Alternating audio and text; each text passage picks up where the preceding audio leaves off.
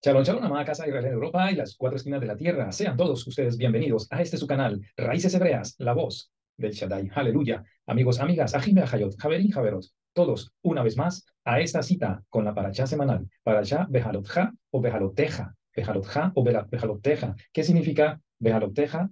Cuando enciendas, aquí haciendo referencia al encendido de la menorá. ¿Cómo empieza esta parashá? En el libro de Números o Bemidbar, el libro Bemidbar. Ya está la segunda parashá del libro de Bemidbar, parashá número 36, que si sumamos estas dos cifras, 36, 6 y 3 es igual a 9, y el 9 es el valor numérico de la palabra Emet. Nuevamente, la palabra Emet en la palabra del Eterno. ¿Sí? Emet es el valor numérico 441, 441, y si aplicamos Mishpar Katam, pues nos da el valor numérico de 9. 9, si vamos a la tabla del 9, vamos a encontrar que todo resultado de la tabla del 9, por ejemplo, 9 por 1 es 9, 9 por 2, 18, y si sumamos 8 más 1 es igual a 9, 9 por 3, 27, y si sumamos 7 más 2 es igual a 9, 9, 9. Ese número 9 hace referencia a la verdad. Por donde quieras siempre te va a dar 9, y la verdad es absoluta. La verdad de nuestro Elohim, nuestro Mashiach, es la verdad. Él dijo: yo soy el camino, la verdad y la vida. Nadie viene al Padre sino por mí. Mis amados hermanos, aquí tenemos la palabra Bejalotja, o algunas veces lo van a pronunciar Bejaloteja, valor numérico de 2, 5, 70, 30, 420, para un total de la siguiente cifra. Vamos a mirar: 7, 77 y 30, 107, más 400 son 507, más 20 son 527. 527, si hacemos la suma, 527 es 5, más 2 es igual a 7, más 7 es igual a 14, 4 más 1 es igual a 5. Los 5 libros de Moshe. Los 5 libros de Moshe relacionados con el número 36, 6 más 3 igual a 9. Los 5 libros es la Torá, y la Torá es verdad, como dice el Salmo 119. Tu Torá, tu palabra es verdad. Bendito sea el abacados por su bendita Torá, que nos enseña, que nos instruye, que nos purifica. Aquí en esta parashá vamos a ver, como vemos, observamos en esta pantalla, el día de hoy tenemos a los levitas, tenemos a la Pesaj, que se menciona en esta parashá, se menciona el encendido de la menorá por parte de Aarón, el hermano de Moshe, y también vemos aquí carne que pidió el pueblo de Israel, influenciado por el Eref Raf, o sea, todos aquellos, ese pueblo mixto que salió de Egipto creyendo que iba a encontrar un camino fácil con el pueblo de Israel, y se colaron allí, pero al final se desanimaron, se están desanimando, y esto está ocasionando ese desánimo en todo la Kehilá, en todo el pueblo, la congregación, la comunidad de Israel. Más hermanos, seguimos con los números. Esta parashá va del capítulo 8, verso 1, hasta el capítulo 12, verso 16. Son 8, 9, 10, 11, 12, 5 capítulos completos que nos hablan de esta parashá, Be'alotja, que significa cuando enciendas o cuando hagas subir, acerca de la menorá. Amados, esta parashá tiene un total de 136 versos, 136 versos en total. Si hacemos Mishmar Katán, nos daría 6 más 3 es 9, más 1, 10. 10, que nos hace referencia a las 10 tribus de Israel, de la casa de Israel. Y también aplicar Mishmar Katán, obtendríamos 1, el valor numérico 1, que es la letra Aleph. La letra Aleph, que hace referencia a el principal, hace una cabeza de toro, y nos está hablando de nuestro Abacadosh, porque la palabra Elohim o Dios en hebreo es Elohim y comienza con la letra Aleph. Aquí vemos entonces que el centro de todo es el Abacadosh. Amén. Bendito sea Él. Gracias al Abacadosh por todas sus maravillas, su grandeza y por su bendita palabra. Hablamos entonces, hablamos con la oración por la Torah, que dice: Baruch atah Yahweh Elohim melech haolam, asher bajarbanu mikolamim benatan lanu et torato, Baruch atah Yahweh noten haTorah. Bendito eres tú, Yahweh, Elohim nuestro, del cielo y la tierra, que nos has escogido entre todos los pueblos y nos has dado tu Torah. Bendito eres tú, Yahweh, dador de la Torah. Amados hermanos, recién pasamos la parashá Naso, que es levantar la cabeza del pueblo, levantar ese censo, el conteo de todos los levitas del pueblo, de la congregación, para tener en cuenta toda la población que entraría a hacer servicio en el Mishkan. Amados hermanos, salimos de la festividad o la conmemoración de Shavuot, la entrega de la Torá, y nos enrutamos hacia el conocimiento de los sucesos del pueblo de Israel en el desierto, después de partir del monte Sinai. Bueno, esta parashá nos habla y comienza de la siguiente manera. Vamos a leerla en el hebreo. Vamos a buscarla allí en el capítulo 8 de Bemidbar. Segunda parashá, Bejalotja, dice así: cuando encendieres. Eh, primer verso dice: habló Yahweh a Moshe diciendo: Bailaber Yahweh a Moshe Lemor. Habla a Aarón y dile: cuando encendieres las lámparas, haz de modo que las 7 lámparas alumbren hacia la lámpara central del candelabro, o sea, de la menorá. Daber el ajarón de Amartá, el ayó, Bejalotja, et Hanerot, el mul penei Hamenorá, Yairu, Shizbat, Hanerot. Las 7 lámparas, ¿ok? Bendito sea el abacados por su palabra. Así que, amados hermanos, avancemos en el estudio de esta preciosa paracha, una paracha extensa que nos habla de varios tópicos bastante interesantes. Aquí comienza a desarrollarse el pueblo, entonces, una vez establecido el Mishkan, distribuido todos los hijos de Aarón en sus oficios, como lo veíamos en la paracha Nazó, en la paracha Nazó. Amén. Esta es la tercera paracha. Esta es la tercera paracha del libro de Números. ¿Ya? Primero tuvimos Bemidbar, que lleva el nombre del libro. La segunda fue la pasada, Nazó. Y ahora vemos Bejalotja, que es la tercera. En algunas comunidades, en algunas comunidades, esta paracha ya se vio, ¿sí? Porque nosotros no hicimos paracha para Shavuot y quedó entonces pendiente en la paracha Nazó. Pero algunas comunidades se aferran a lo que está en la tierra de Israel, el orden que llevan, y entonces ya vieron esta paracha Bejalotja. Nosotros apenas vamos a entrar para el próximo Shabbat. Este Shabbat vamos a ver entonces esta tercera paracha del libro de Números. Aleluya. Vamos entonces aquí al capítulo 8 de Números, Bamidbar, o Bemidbar, y nos vamos a adentrar en lo que dice. Habló Yahweh a Moshe diciendo, hablaron y dile, cuando encendieres las lámparas, las 7 lámparas alumbrarán hacia adelante del candelero. Nos da una idea de que ese candelero o esa menorá tenía que estar alumbrando. Las lámparas de cada brazo estarían hacia el centro de la central y hacia adelante, así. ¿Ok? De esta manera es la indicación que el Eterno le da. Esto de la menorá nos hace referencia, lógicamente, a nuestro Mashiach. Le invito para que usted vea aquí arriba, hay un link acerca de Yahshua, la menorá en nosotros. Importante tema que tiene que ver con la relación que hay de la menorá como luz a nuestro Mashiach y cómo se elaboró esa menorá y lo que padeció nuestro Mashiach, ¿ok? Es muy importante, es muy interesante el tema. Esta paracha entonces nos habla acerca de esa menorá y tiene una relación con lo que nos dice Isaías, el profeta Isaías, el Naví Yesayahu, en el capítulo 11, vámonos para allá, amados hermanos, capítulo 11 de Yesayahu, dice, verso 1, saldrá una vara del tronco de Isaí y un vástago retoñará de sus raíces y reposará sobre él. Y esto dice en hebreo de la siguiente manera: Benajá alaf ruach Yahweh, ruach chochma ubina, ruach esau gvura, ruach daat beirat Yahweh. En español dice, y reposará sobre él el ruach de Yahweh, el espíritu de sabiduría y de inteligencia, espíritu de consejo y de poder, espíritu de conocimiento y de temor de Yahweh. 7 espíritus, que es la plenitud del conocimiento y de la omnipotencia de nuestro abacados, de nuestro aquí. Entonces, cada brazo le corresponde un ruach. Amados hermanos, la lámpara tiene 7 brazos. Esta menorá de 7 brazos es la que el Eterno estableció y le dio el modelo allá en el monte a Moshe. De la manera en que tú la viste en el monte, de esta manera la harás. Vamos a ver lo que nos dice Éxodo, libro de Shemot. Vamos allá, Shemot. Shemot capítulo 25, verso 37. Capítulo 25 de Shemot, verso 37 dice, y le harás 7 lamparillas, las cuales encenderás para que alumbren hacia adelante. O sea, estaban hacia adelante y inclinadas hacia la del centro también. Amados, la menorá tiene los siguientes componentes. Primero, luz. ¿Qué es la menorá? Para dar luz. Es compuesta de oro. La instrucción fue de una sola pieza de oro puro, y que se componía de el aceite. Era necesario el aceite para que encendiera. La luz es nuestro Mashiach. La luz fue creada desde el principio. La luz estaba desde el principio antes de que se crearan las luminarias, que es el sol, la luna y las estrellas. El Eterno dijo en principio que sea la luz, y la luz fue. ¿Ven? Nuestro Mashiach ya estaba en presencia, allí dando su luz. Él dijo, yo soy la luz del mundo, nosotros también somos esa luz, nos lo declara nuestro Mashiach. Entonces, la importancia de esta paracha es que nos conectan con esa luz, cómo nosotros podemos exponer esa luz frente a un mundo que se pierde en oscuridad. El oro representa el poder y la riqueza de nuestro abacados, es el dueño del oro y la plata, y entonces nos hace referencia al oro, el poder, la majestad, la integridad, el valor, ¿ok? El aceite puro de olivas nos representa, recordemos que esas olivas debían ser exprimidas. El primer aceite que sale de la oliva, ese es aceite que se iba a utilizar para las lámparas en el templo, en el Mishkan.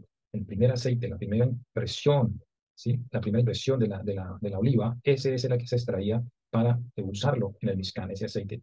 Ese aceite también nos representa a nosotros como pueblo de Israel, porque esa oliva tiene que ser machacada, esa oliva tiene que ser exprimida, y así pasa con nuestras vidas durante el transcurso de nuestra vida.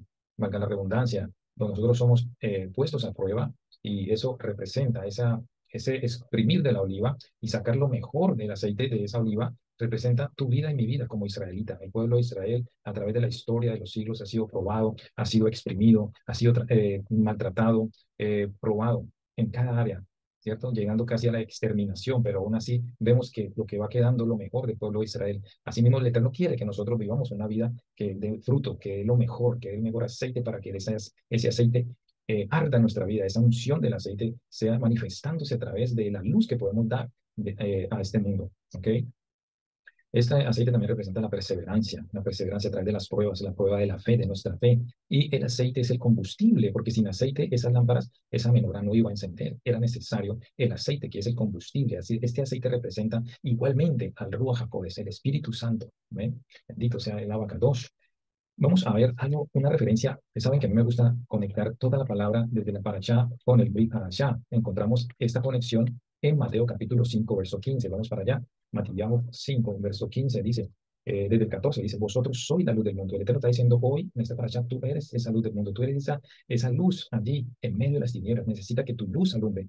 A una ciudad asentada sobre un monte no se puede esconder, ni se enciende una luz, una vela, un candelabro, un mechero, no se enciende y se pone debajo de un almud, no se pone debajo de una mesa, sino sobre el candelero y alumbra a todos en la casa.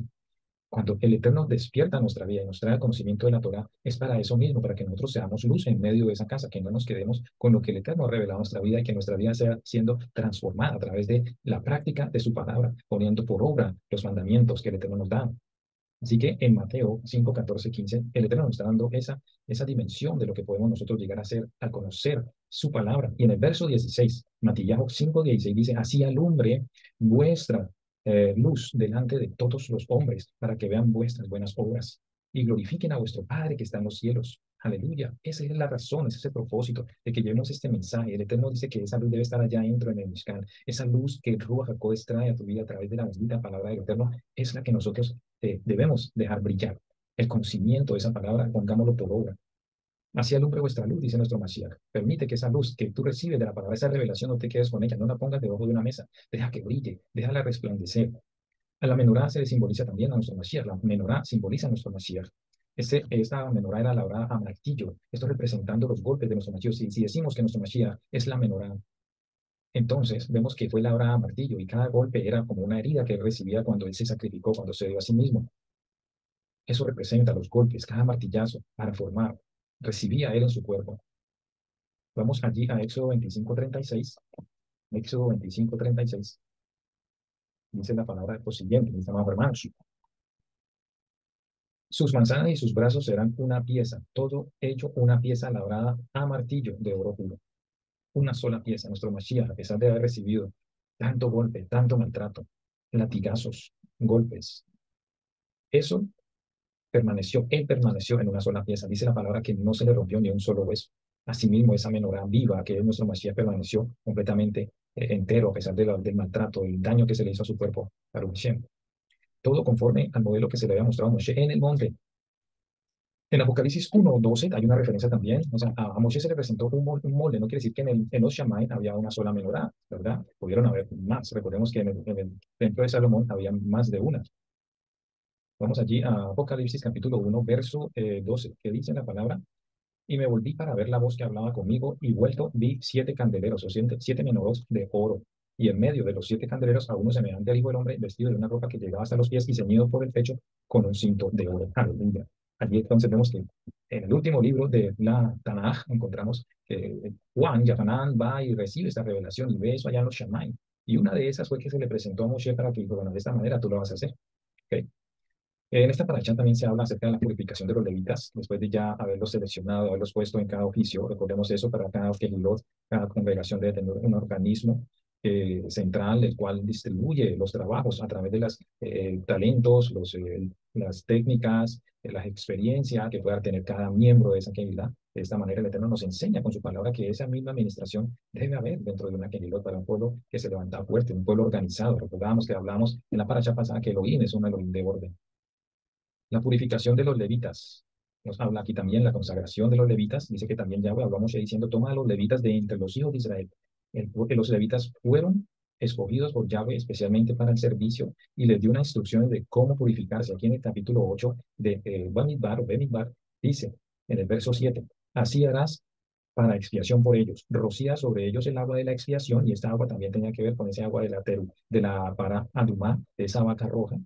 Con ese agua se purificaban ellos. Y haz pasar la navaja sobre todo su cuerpo y lavarán sus vestidos y serán purificados. Esta es la instrucción que le da el Eterno a Moshe. Y vemos que esto es como un recuento de lo que ya habíamos visto en el capítulo 8 también, aparentemente como sincronizado con el libro de Números, capítulo 8 de Vayikra, el libro de Levítico, ¿sí? Donde se le dan todas las instrucciones levíticas a los sacerdotes. Capítulo 8, verso 6 dice: Entonces Moshe hizo acercarse a Aarón y a sus hijos y los lavó con agua. Y puso sobre él la túnica y le ciñó con el cinto y le vistió después el manto. O sea, hizo todo el proceso. Vemos aquí en el capítulo 8 también la consagración de Aarón y sus hijos. Es como una repetición o una ampliación, consecución de lo que se vio en esa paracha anterior, en la paracha Saf, paracha número 25 en el libro de Levítico, ¿sí? Aunque esta paracha traduce manda. Los levitas son de Yahweh, dice aquí la palabra. Mira que los levitas son míos. Verso 16 dice: Porque enteramente me son dedicados a mí los levitas de entre todos los hijos de Israel. En lugar de todo primer nacido, los he tomado para mí en lugar de los primogénitos de todos los hijos de Israel. Y dice en el verso 17: Porque mío es todo primogénito de entre los hijos de Israel, ¿sí? Pero él dice en el verso 18: Y he tomado a los levitas en lugar de todos los primogénitos de los hijos de Israel, una labor que tenían que hacer los primogénitos, pero por la razón de haber fallado al Eterno con el adulterio del becerro de oro, ¿sí? De esa imagen que ellos se crearon, por el desespero o por la mala influencia también de este Eref Raf, que llama a aquellos que salieron de Egipto, esa multitud mixta. Allí había hombres que realmente no eran del pueblo, simplemente estaban allí y fueron una carga pesada para Moshe, porque ellos fueron los que influyeron durante todos estos años a levantarse contra la autoridad. Son ofrendas a Yahweh, dice el verso 21, y los levitas se purificaron y lavaron sus vestidos, y Aarón los ofreció en ofrenda delante de Yahweh. Esta ofrenda también era como esa ofrenda mecida. Ellos tenían que ponerse en ese trabajo junto con Moshe de hacer esa terumá de los levitas, y podemos pensar la cantidad de hombres que tenían que presentarse para el Eterno. Y Aarón los ofreció en ofrenda delante de Yahweh, e hizo Aarón expiación por ellos para purificarlos. Así vinieron después los levitas para ejercer su ministerio en el Mishkan de reunión delante de Aarón y delante de sus hijos, de la manera que mandó Yahweh a Moshe acerca de los levitas. Así hicieron. Instrucción dada, instrucción cumplida. Qué lindo, amados hermanos, que nosotros pudiéramos entender que lo que el Eterno nos dice lo cumplamos, y lo que nosotros le prometamos al Eterno también lo hagamos. Eso lo tenemos que tener muy claro, porque hay experiencias no muy gratas acerca de comprometerse a hacer algo dentro del ámbito espiritual y el compromiso como hijo del Eterno, y no cumplirlo. No cumplirlo, el Eterno no se agrada de eso. Así que vemos ese ejemplo aquí entre Moshe y Aarón, cómo ellos recibían esas instrucciones de parte del Eterno, y era inmediatamente llevarlas por obra. Eso debe quedar en nuestro corazón, en nuestra vida. En el verso 34, a ver si es que en el verso en el verso 24, perdón, en el verso 24 de este capítulo 8, también se habla algo muy interesante que nos pone a pensar un poquito. Dice: los levitas de 25 en adelante, usted lo puede leer allí, los levitas de 25 años arriba entrarán a ejercer su ministerio en el servicio del Mishkan de reunión. Pero entonces aquí nos surge una pregunta: ¿cómo así? ¿Acaso no vimos en la paracha pasada, la paracha Nazó, que era de 30 en adelante? ¿Qué pasó aquí? ¿Hay una contradicción en la Biblia? Pues no, no es así, amados hermanos, no hay ninguna contradicción. Lo que pasa es que a partir de los 25, el levita comenzaba ya a inmiscuirse con los temas del Mishkan, se le entrenaba, ensayaba como en una universidad, y de aquí yo creo que han sacado el tema, los años para un estudio, una carrera, para ser ingeniero, para ser abogado, para ser médico, para hacer cualquier tipo de profesión. Se ha tomado un número de años para hacer su carrera. Asimismo, esto es lo que explican los sabios acerca de que por qué aquí dice 25 años en adelante, y en la paracha pasada, por ejemplo. Vamos para allá, amados hermanos. Devolvámonos un poquito en el libro de Bamidbar, ahí mismo, en el capítulo 4. Vamos al capítulo 4. Vamos al verso 3. ¿Qué dice el verso 3? De edad de 30 años hasta 50 años, todos los que entran en compañía para servir en el Mishkan de reunión. Verso 23 también, ¿qué nos dice? Mire: de edad de 30 años arriba hasta 50, los contarás todos los que entran en compañía para servir en el Mishkan de reunión. Verso 30 dice: contarás desde el de edad de 30 años arriba, el de 50 años los contarás, hasta el de 50 años los contarás, todos los que entran en compañía para el servicio en el Mishkan. Verso 35, es que está totalmente certificado que era 30 años. Entonces, tenemos una explicación para eso. Verso 35 nos dice: desde el de edad de 30 años arriba hasta el de edad de 50 años. Verso 39. Desde el de edad de 30 años arriba hasta la edad de 50 años, todos los que entran en compañía para ministrar en el tabernáculo de reunión. Verso 43. Desde edad de 30 años arriba hasta la edad de 50 años. Nos queda más claro, queda clarísimo, amados hermanos, que no hay ningún tipo de error, no hay ningún tipo de equivocación en la palabra, sino que aquí entonces es para que el levita, a partir de los 25, podía comenzar a acercarse y a entrenarse para cuando ya a los 30 años comenzaba su ministerio de lleno. Se iba adquiriendo experiencia, iba adquiriendo conocimiento. Es como cuando uno se pega a un padre en una granja, en cualquier oficio, electricidad, y el padre trabaja en la casa, el hijo va adquiriendo ese conocimiento y si se le permite, pues le vamos pasando una herramientica, apriéteme esto, córteme esto, enseñándole cosas, cómo llama esto.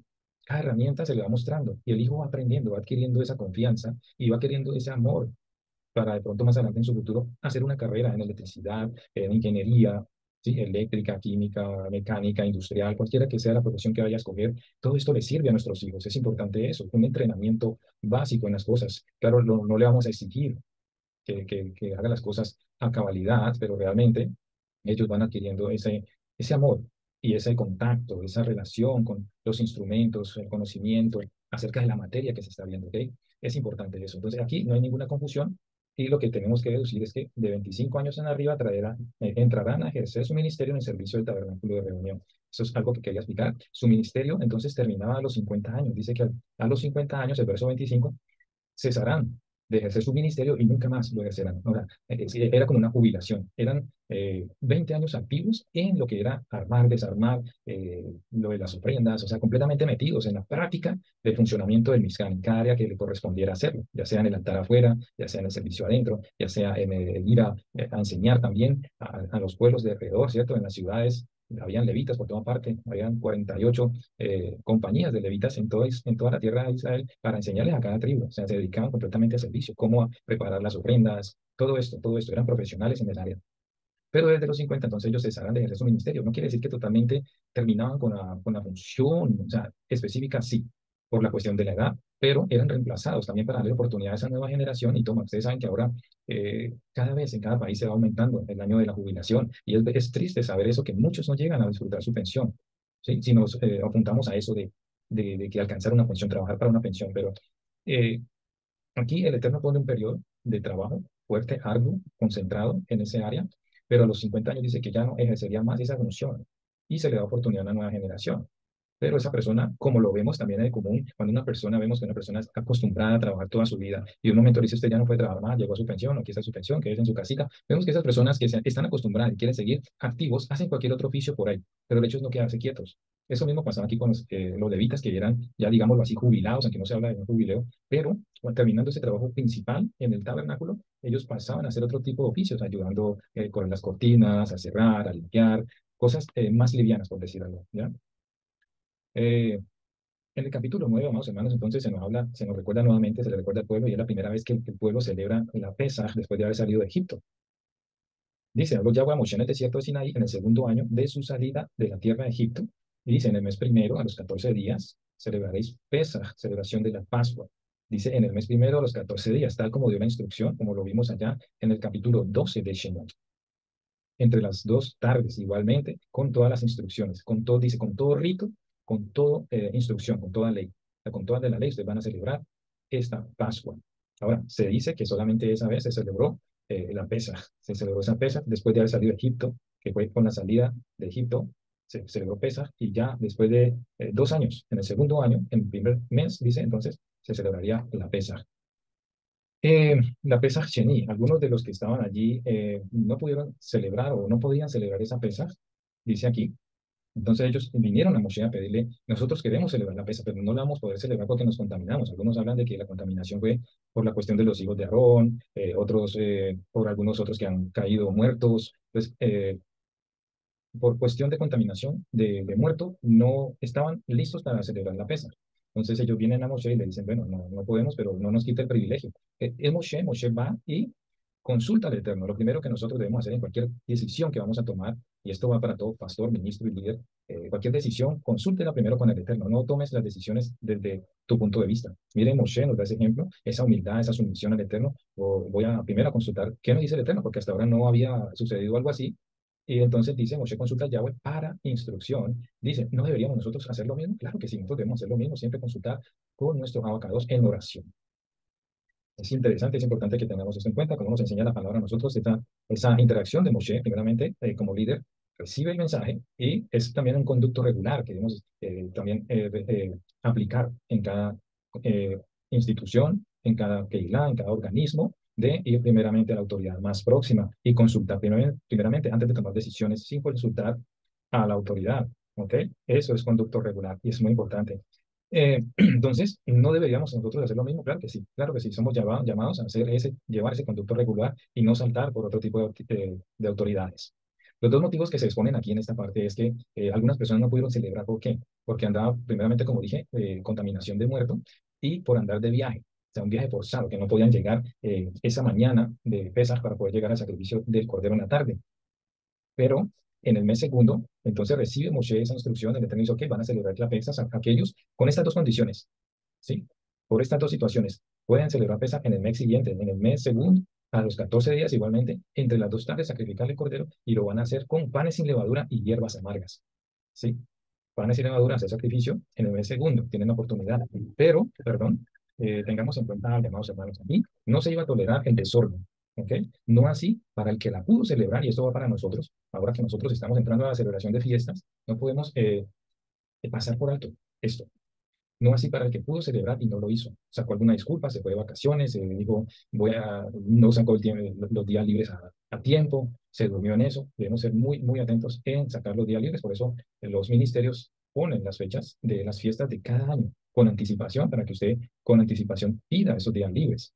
Pero si ya fue por falla suya, por descuido suyo, o porque usted ya había pedido sus vacaciones y precisamente cae en esas fechas, es algo que el Eterno no tolera. El Eterno no va a permitir que nosotros juguemos con estas cosas. Y nosotros no nos podemos permitir esa libertad y podemos fallar por inocencia, por decir algo, estamos empezando, no lo sabía exactamente, pero ya una vez tengamos el entendimiento y con la seriedad con que el Eterno toma esto en cuenta, entonces debemos ponernos pilas con esto.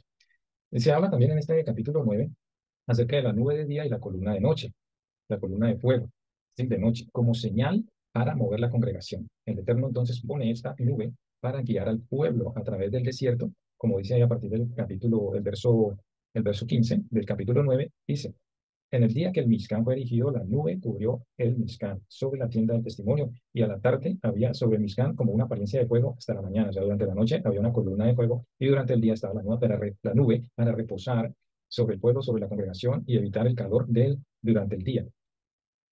Ahora, esta nube era como una señal. Esta señal la podemos interpretar, podemos dar la interpretación de el Ruach HaKodesh, ¿sí? El Ruach HaKodesh presente en nuestras vidas, que es el que nos da, es el encargado de guiarnos a la verdad, de alertarnos. Tú has sentido, muchas veces hemos sentido, podemos decirlo, cuando tenemos alguna decisión que tomar o algo que vamos a hacer y escuchamos algo dentro de nosotros y decimos, no, eso no está bien, y hemos cometido el error de llevar a cabo aquello y nos dimos cuenta que realmente esa voz que escuchamos fue la que nos previno a nosotros. Entonces es como esa columna de noche en medio de la oscuridad, de incertidumbre, el Eterno a través de su roja Cobes nos quiere iluminar, nos quiere dar aviso y lo mismo durante el día. Durante el día entonces viene ese refrigerio, esa nube para que podamos aguantar el calor de las pruebas. Y esa era la función de esa nube durante el día y la columna de fuego durante la noche, guiar al pueblo. En Hechos 16 vamos a ver una experiencia acerca de esto que podemos conectar muy confiadamente. Hechos 16, 6 al 8 dice de la siguiente manera. La visión, dice el título, la visión del varón macedonio. Y atravesando Frigia y la provincia de Galacia, les fue prohibido por el Ruach HaKodes hablar la palabra en Asia. Y cuando llegaron a Misia, intentaron ir a Bitinia, pero el Ruach no se lo permitió. Ahí estaba entonces esa columna, ese Ruach HaKodes, para impedir, para mostrar el camino. Entonces no les impidió ir. Y pasando junto a Misia, descendieron a Troas y se le mostró a Pablo una visión de noche. Un varón macedonio estaba en pie rogándole, diciendo, pasa a Macedonia, ayúdanos. Cuando vio la visión, enseguida procuraron partir a Macedonia, dando por cierto que Dios nos llamaba para que les anunciásemos el Evangelio. Así que vemos aquí la acción del Ruach HaKodes ministrando para dar dirección. Eso es esa columna que daba luz también, daba calor durante la noche. El desierto es frío, pero estaba para guiar al pueblo. Lo mismo vemos en el momento que los discípulos tienen que tomar la decisión de reemplazar ese lugar que dejó Judas, y vemos también que el Eterno está allí presente con el Ruach HaKodes para ministrarles, para guiarlos y tomar una decisión correcta. O sea, esa luz iba a permitir que durante la noche pudieran ver el peligro, las rocas, huecos, no sé, poder verse entre ellos, iluminar, así como ahora nosotros tenemos en estos tiempos iluminación dentro de las ciudades durante la noche. Perfecto. Eso es hasta ahora entonces lo que hemos visto el capítulo 8, capítulo 9.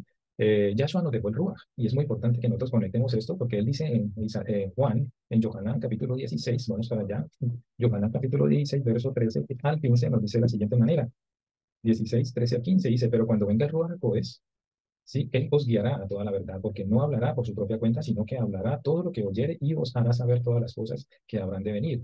Él me glorificará porque tomará de lo mío y os lo hará saber. Todo lo que tiene el Padre es mío, por eso dije que tomará de lo mío y os lo hará saber. Aquí vemos también un ejemplo de unicidad, Yahweh Yahshua es el mismo, pero entonces vemos que él da el Ruach HaKodesh para que nos guíe a nosotros. Como esa luna, como esa nube está durante el día protegiendo, cubriendo, refrescando. Asimismo, sabemos que el Ruach HaKodesh es ese consolador para nosotros y en la noche, en los momentos de turbios, en los momentos difíciles, en los momentos de opresión, ahí está Ruach para consolar y guiarnos. Entonces, esa es la comparación que podemos hacer con la columna de nube y de fuego. Así como la nube y la columna de fuego guiaban al pueblo en el desierto y el pueblo obedecía. Obedecía. Así que nosotros tenemos un oído muy, muy agudo, un sensor especial que le tenemos ponga en nuestra vida para escuchar y obedecer la voz de Ruach HaKodesh y nos evitaremos muchas de las cosas que hemos podido constatar que hemos cometido el error por no escuchar esa voz apacible, que es el mismo Ruach de nuestro Abacados, de nuestro Mashiach, diciéndonos, instruyéndonos qué decisión tomar. Amén. En el capítulo 10, entramos entonces al capítulo 10, amados hermanos, se habla acerca de unas trompetas, ¿sí? Unas trompetas de plata. Si le estamos viendo la menorá de oro, que representa la pureza, representa el gobierno, representa el valor, ¿sí? La riqueza de nuestro Baba. Pero las trompetas, recordemos que las trompetas eran de plata y eran dos, y este mandamiento se le dio a Moshe, específicamente a Moshe, como dice Yahweh en el verso 1 del capítulo 10, Yahweh habló a Moshe diciendo, hazte dos trompetas de plata de obra de martilla, lo harás. Igualmente, como le dijo de la menorá, de esta manera tenía que hacer las trompetas de una sola pieza. Hazte dos trompetas de plata de obra de martillo, las cuales te servirán para convocar la congregación y para hacer mover los campamentos. Entonces ya vemos esa instrucción de dos trompetas de plata para convocar al pueblo, para hacer mover al pueblo. Una es convocar al pueblo, la otra es para mover al pueblo, ¿sí? Anunciar que es el momento de moverse de ese lugar. La otra, la plata, es redención, ya lo había dicho. Cuando toques, dice el Eterno, cuando toques las dos, sí, las dos trompetas, cuando toques las dos es para reunir al pueblo con un sonido de tequila. ¿Por qué? Porque él hace referencia en el verso 7, dice, el verso dice, cuando las tocaren, o sea, está hablando de las dos, cuando tocaren, toda la congregación se reunirá a la puerta del Mizcán, ¿ok? Y este va relacionado, dando la explicación de qué sonido iba a sonar, cuándo para reunir la congregación. Dice, pero para reunir la congregación tocaréis, mas no con sonido de alarma. Está hablando ya de sonido. ¿Qué sonido era? Sonido de tequía, era el llamado para la congregación, pero con las dos trompetas. Entonces el pueblo tenía que reconocer qué sonido es. Es importante nosotros también tener ese oído para escuchar la voz del Eterno y también irnos entrenando y ensayando qué sonido de trompeta vamos a escuchar cuando venga nuestro Mashiach. Ya estaremos afinados, estaremos sincronizados para entender que nuestro Mashiach está a las puertas, está ya llamando a sus ovejas. Nuestro Mashiach siempre, todo esto va relacionado con el sonido de su voz, ¿sí? El sonido de la trompeta, de chupar, todo es la voz del Eterno. Por eso este canal llama la voz del Shaddai, la voz del Shaddai, muy importante. El sonido del chofar representa la voz del Eterno. ¿Sí? Vemos en el monte cómo ese sonido de truenos, ese sonido de chofar se escuchaba fuerte cada vez más. Es la voz del Eterno. Entonces debemos tener un oído agudo para estar en sintonía con la voz de nuestro abacados. ¿Amén? Entonces conectamos ese verso 13 y el verso 7 son el mismo, pero un sonido de tequía. Y ya nosotros hemos ido practicando, que entendemos que es el tequía, es ese sonido largo, un sonido constante, ¿ya? Ese tequía es el que escuchaban para congregar al pueblo. En el verso 4 dice más, cuando tocaren solo una, entonces se congregarán ante ti los príncipes con el mismo sonido, sonido de tequila, pero una sola trompeta, ¿ya? Ese también tenía que ser agudo. ¿Qué está sonando? Por ahí no falta el distraído que dice, vamos, vamos, que nos vamos de aquí a este lugar y están sonando otro tipo de sonido. ¿O cuál es el sonido que está sonando ahora? ¿Debemos congregarnos o debemos irnos? No.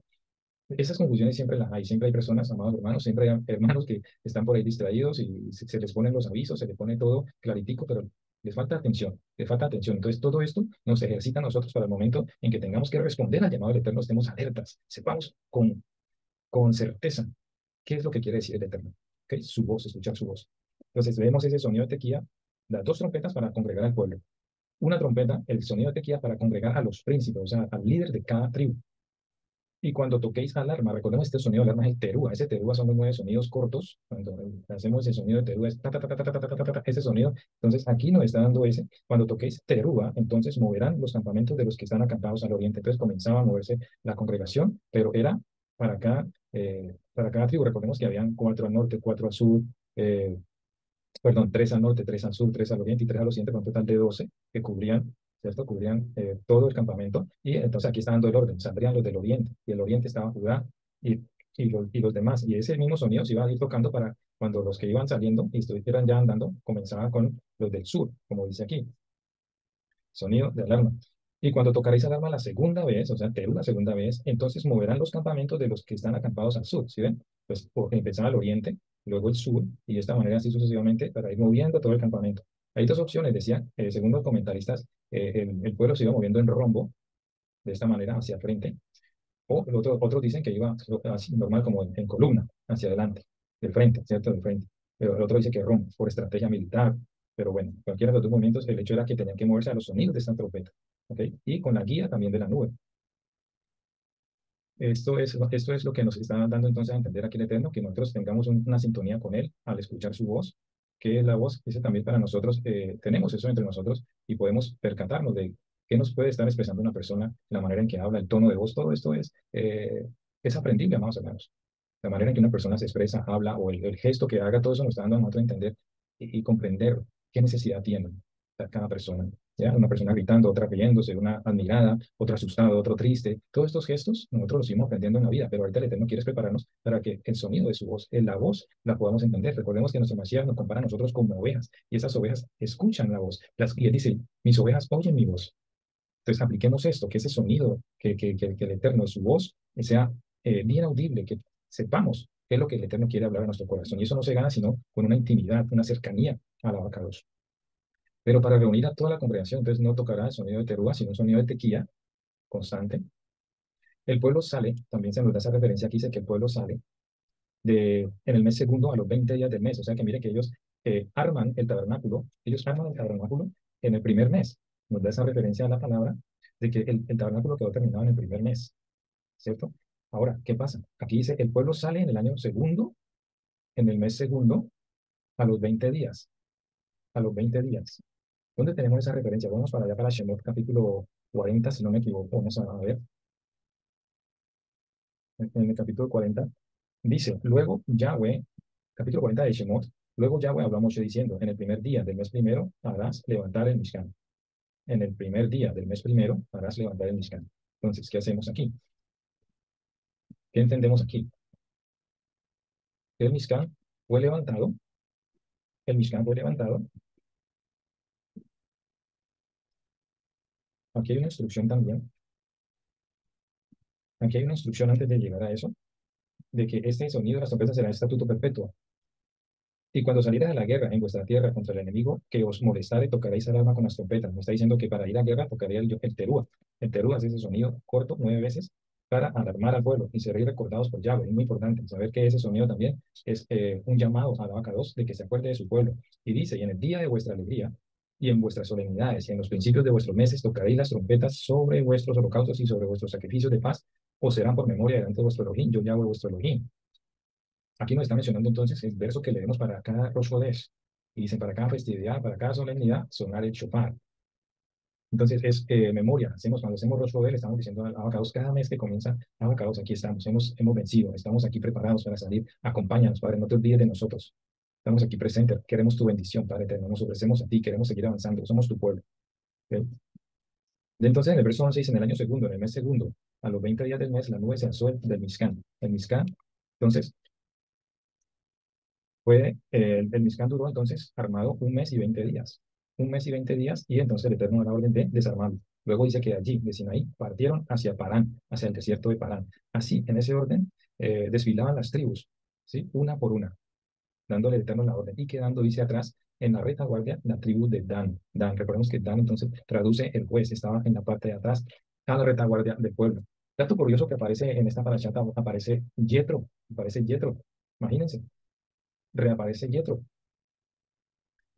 Vamos a verlo allí en el capítulo 10 verso 29. Vamos a verlo allí en el capítulo 10 verso 29. Entonces dijo Moshe a Jobab, aparece con un nuevo nombre. ¿Por qué sabemos que es Yetro? Dice, hijo de Raguel, Madianita, su suegro. Entonces ahí confirma que es el mismo Yetro, pero ahorita con un nuevo nombre. Seguro ya con su conversión, Yetro, los comentaristas dicen que debido a su conversión, recordemos eso ya en la parashá Yitro, vimos cómo el suegro entonces recibe el mensaje de Moshe, le habla de las proezas de Elohim con el pueblo de Israel y él queda fascinado, él dice, praise Yahweh, o sea, exaltado sea Yahweh, él exalta a Yahweh, y esto entonces lo lleva a él a hacer esa conversión y resulta que entonces ahora viene con un nombre nuevo, así como muchas veces en las raíces hebreas, después de recibir el Brit Milá, la Tevilá, el Eterno pone en el corazón de una persona ponerse un nombre hebreo, por decirlo algo. Entonces, eso es lo que pasa aquí con Yitro. Entonces, hay una propuesta de parte de Moshe, hay una propuesta de su suegro, y comienza a contarle nuevamente, o sea, el plan que tiene Elohim de sacar al pueblo y llevarlo a la tierra prometida, contando nuevamente los planes de Elohim, ¿cierto? Lo invita a ir. Vemos que aquí Moshe tiene un interés de que su suegro vaya con ellos. ¿Por qué razón? Dice que Yetro podría servir de ojos para el pueblo, porque Yetro conocía muy bien el territorio y les podía guiar, podía ser ese instrumento para guiar. Cuando una persona tiene conocimiento en el área que desarrolla, en cualquier experiencia, sea un mecánico, sea en su oficio, y sabemos que esa persona sabe por los años de experiencia y no tiene que estar viendo un libro a mirar, sino que en su mente está todo. Asimismo, entonces podemos ver que Moshe tenía esa necesidad de que su suegro fuera con él. Y le hace esta invitación, quédate con nosotros. Y le promete que habrá recompensa. Él lo viene, entonces, este Jobab Yitro rehúsa, dice, no, yo quiero volverme a mi tierra. Dice, yo me vuelvo a mi tierra. ¿Sí? Hay dos versiones, de que sí se quedó y otras dicen que no se quedó. No es seguro decir si se volvió, pero la respuesta es rotunda cuando dice, no me vuelvo, yo me vuelvo a mi tierra. ¿Sí? Aquí acabamos de pasar Shavuot y recordemos que hicimos la lectura de la Megilá de Ruth, del rollo de Ruth. ¿Qué pasó? Aprendimos esa experiencia cuando Noemí pierde a su esposo, pierde a sus hijos y ya en una tierra extraña dice, yo me vuelvo a mi tierra, ahora ustedes ya quedaron viudas también, yo me voy, yo me devuelvo, devuélvanse ustedes, hagan su vida, consigan nuevos esposos, rehagan su vida.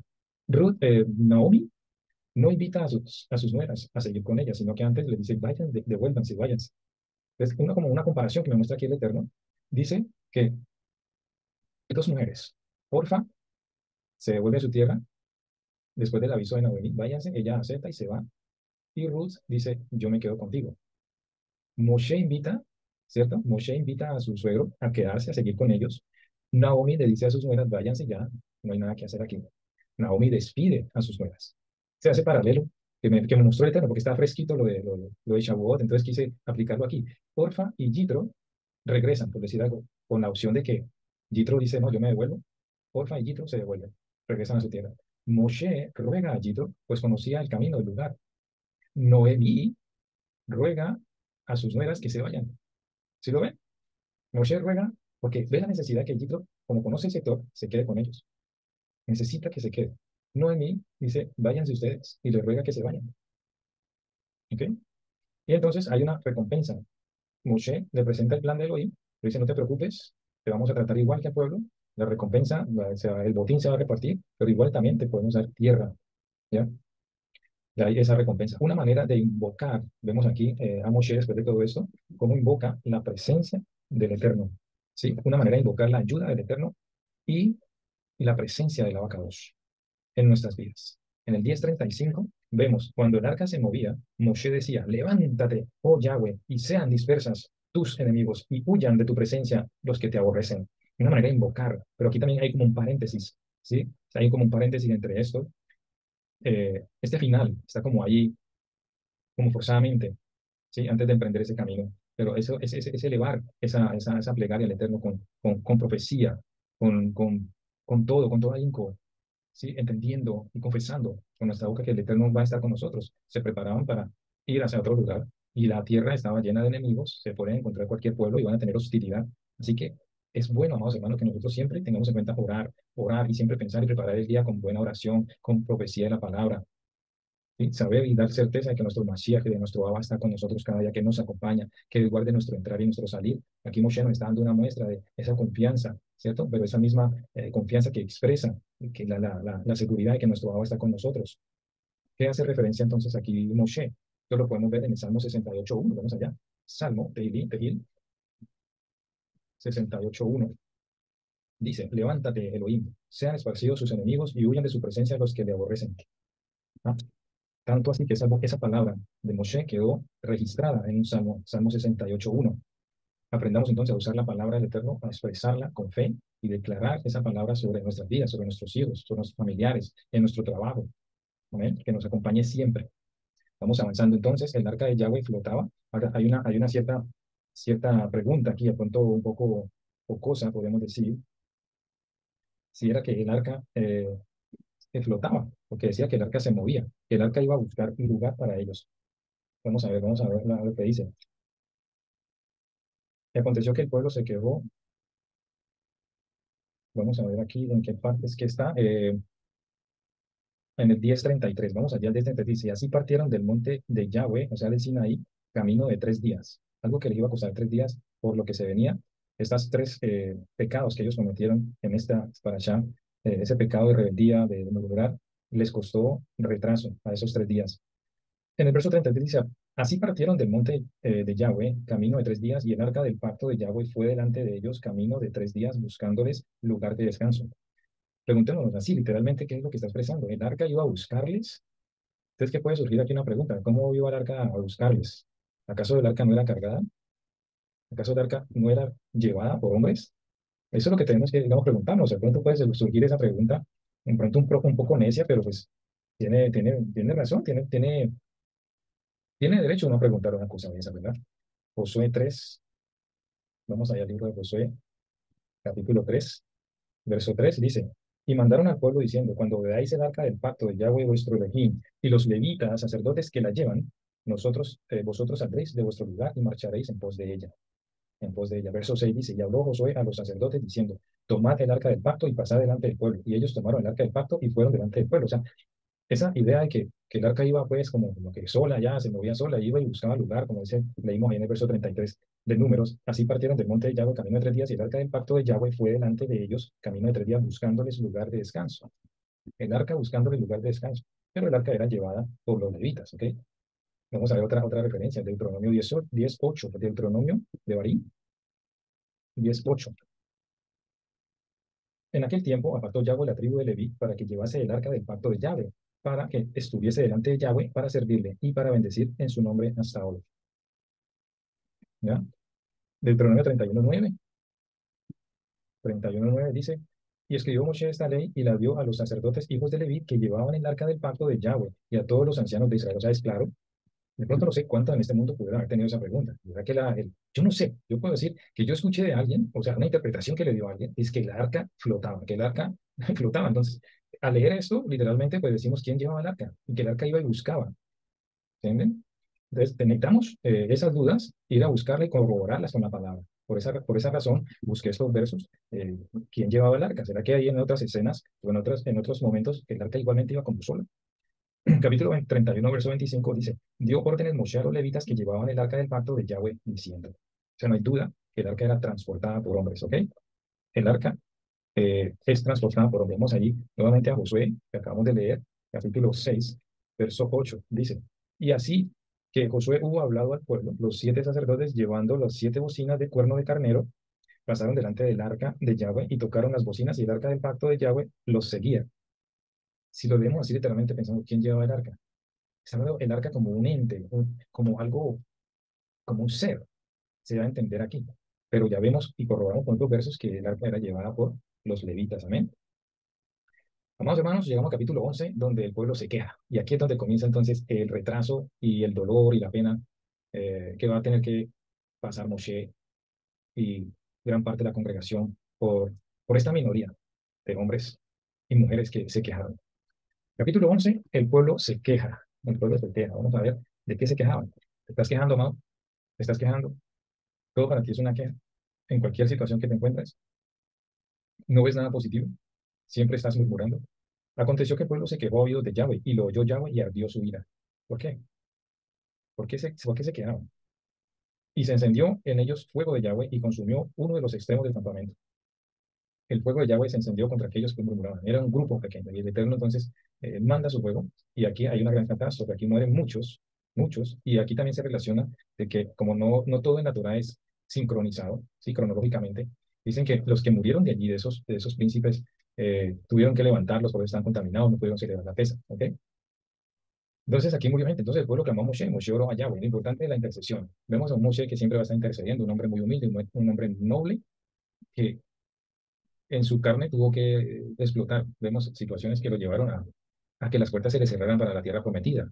Pero es que aguantar a toda una congregación que estaba murmurando y que se quejaba viendo todas las proezas, los milagros, y nos pasa a nosotros, amados hermanos, que vemos milagros, vemos la mano del Todopoderoso, y aún seguimos negando su poder, y para la próxima necesidad estamos dudando, estamos quejándonos. Nada ganamos con quejarnos, ¿entiende esto? No, te has enfermo, te pasó algo, no te ganas nada, no vas a recuperar nada con quejarte. Exalta al Eterno. Hay una canción que dice, alaba, estás enfermo, alaba, estás esto, lo otro, alaba, exalta, exalta, exalta al Eterno. Es lo mejor que podemos hacer. Pero aquí vemos esta experiencia, el pueblo comenzó a quejarse. Sí, Yahweh hirió al pueblo, hubo castigo, hay castigo, vamos hermanos, la queja, esto es queja, quejarse acarrea. ¿Has tenido gente alrededor tuyo que se queja? ¿Qué te produce eso? Te produce angustia, te produce ira, amargura, ansiedad, estrés, te estresa una persona que se esté quejando a toda hora, o los hijos, o sea, o si es entre familia, y estás experimentando eso, ¿qué te trae eso? Eso te quita, eso te roba la paz. El estar escuchando a alguien y para ti mismo también eso no trae beneficio. Tu sistema inmune se cae, se baja, se debilita, trae maldición, trae tristeza, trae enojo, el quejarse, amados hermanos.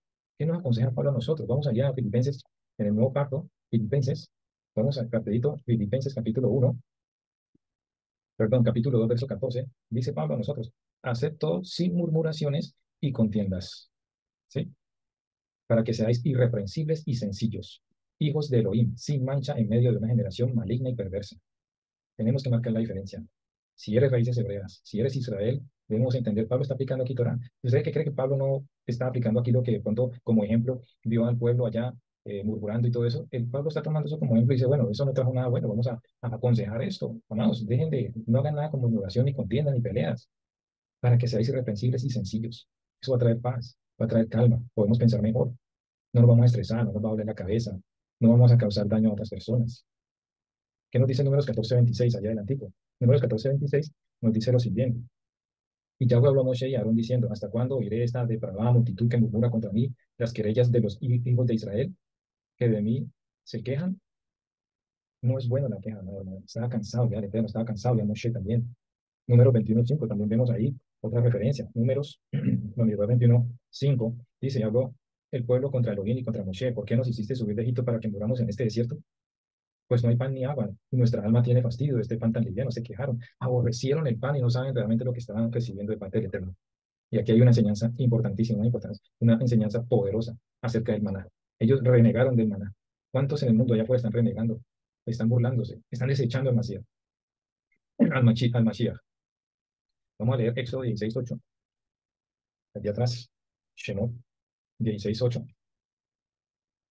Dice la palabra, dijo también Moshe, Yahweh os dará en la tarde carne para comer y en la mañana pan hasta saciaros, porque Yahweh ha oído vuestras murmuraciones con que habéis murmurado contra él, porque nosotros, ¿qué somos?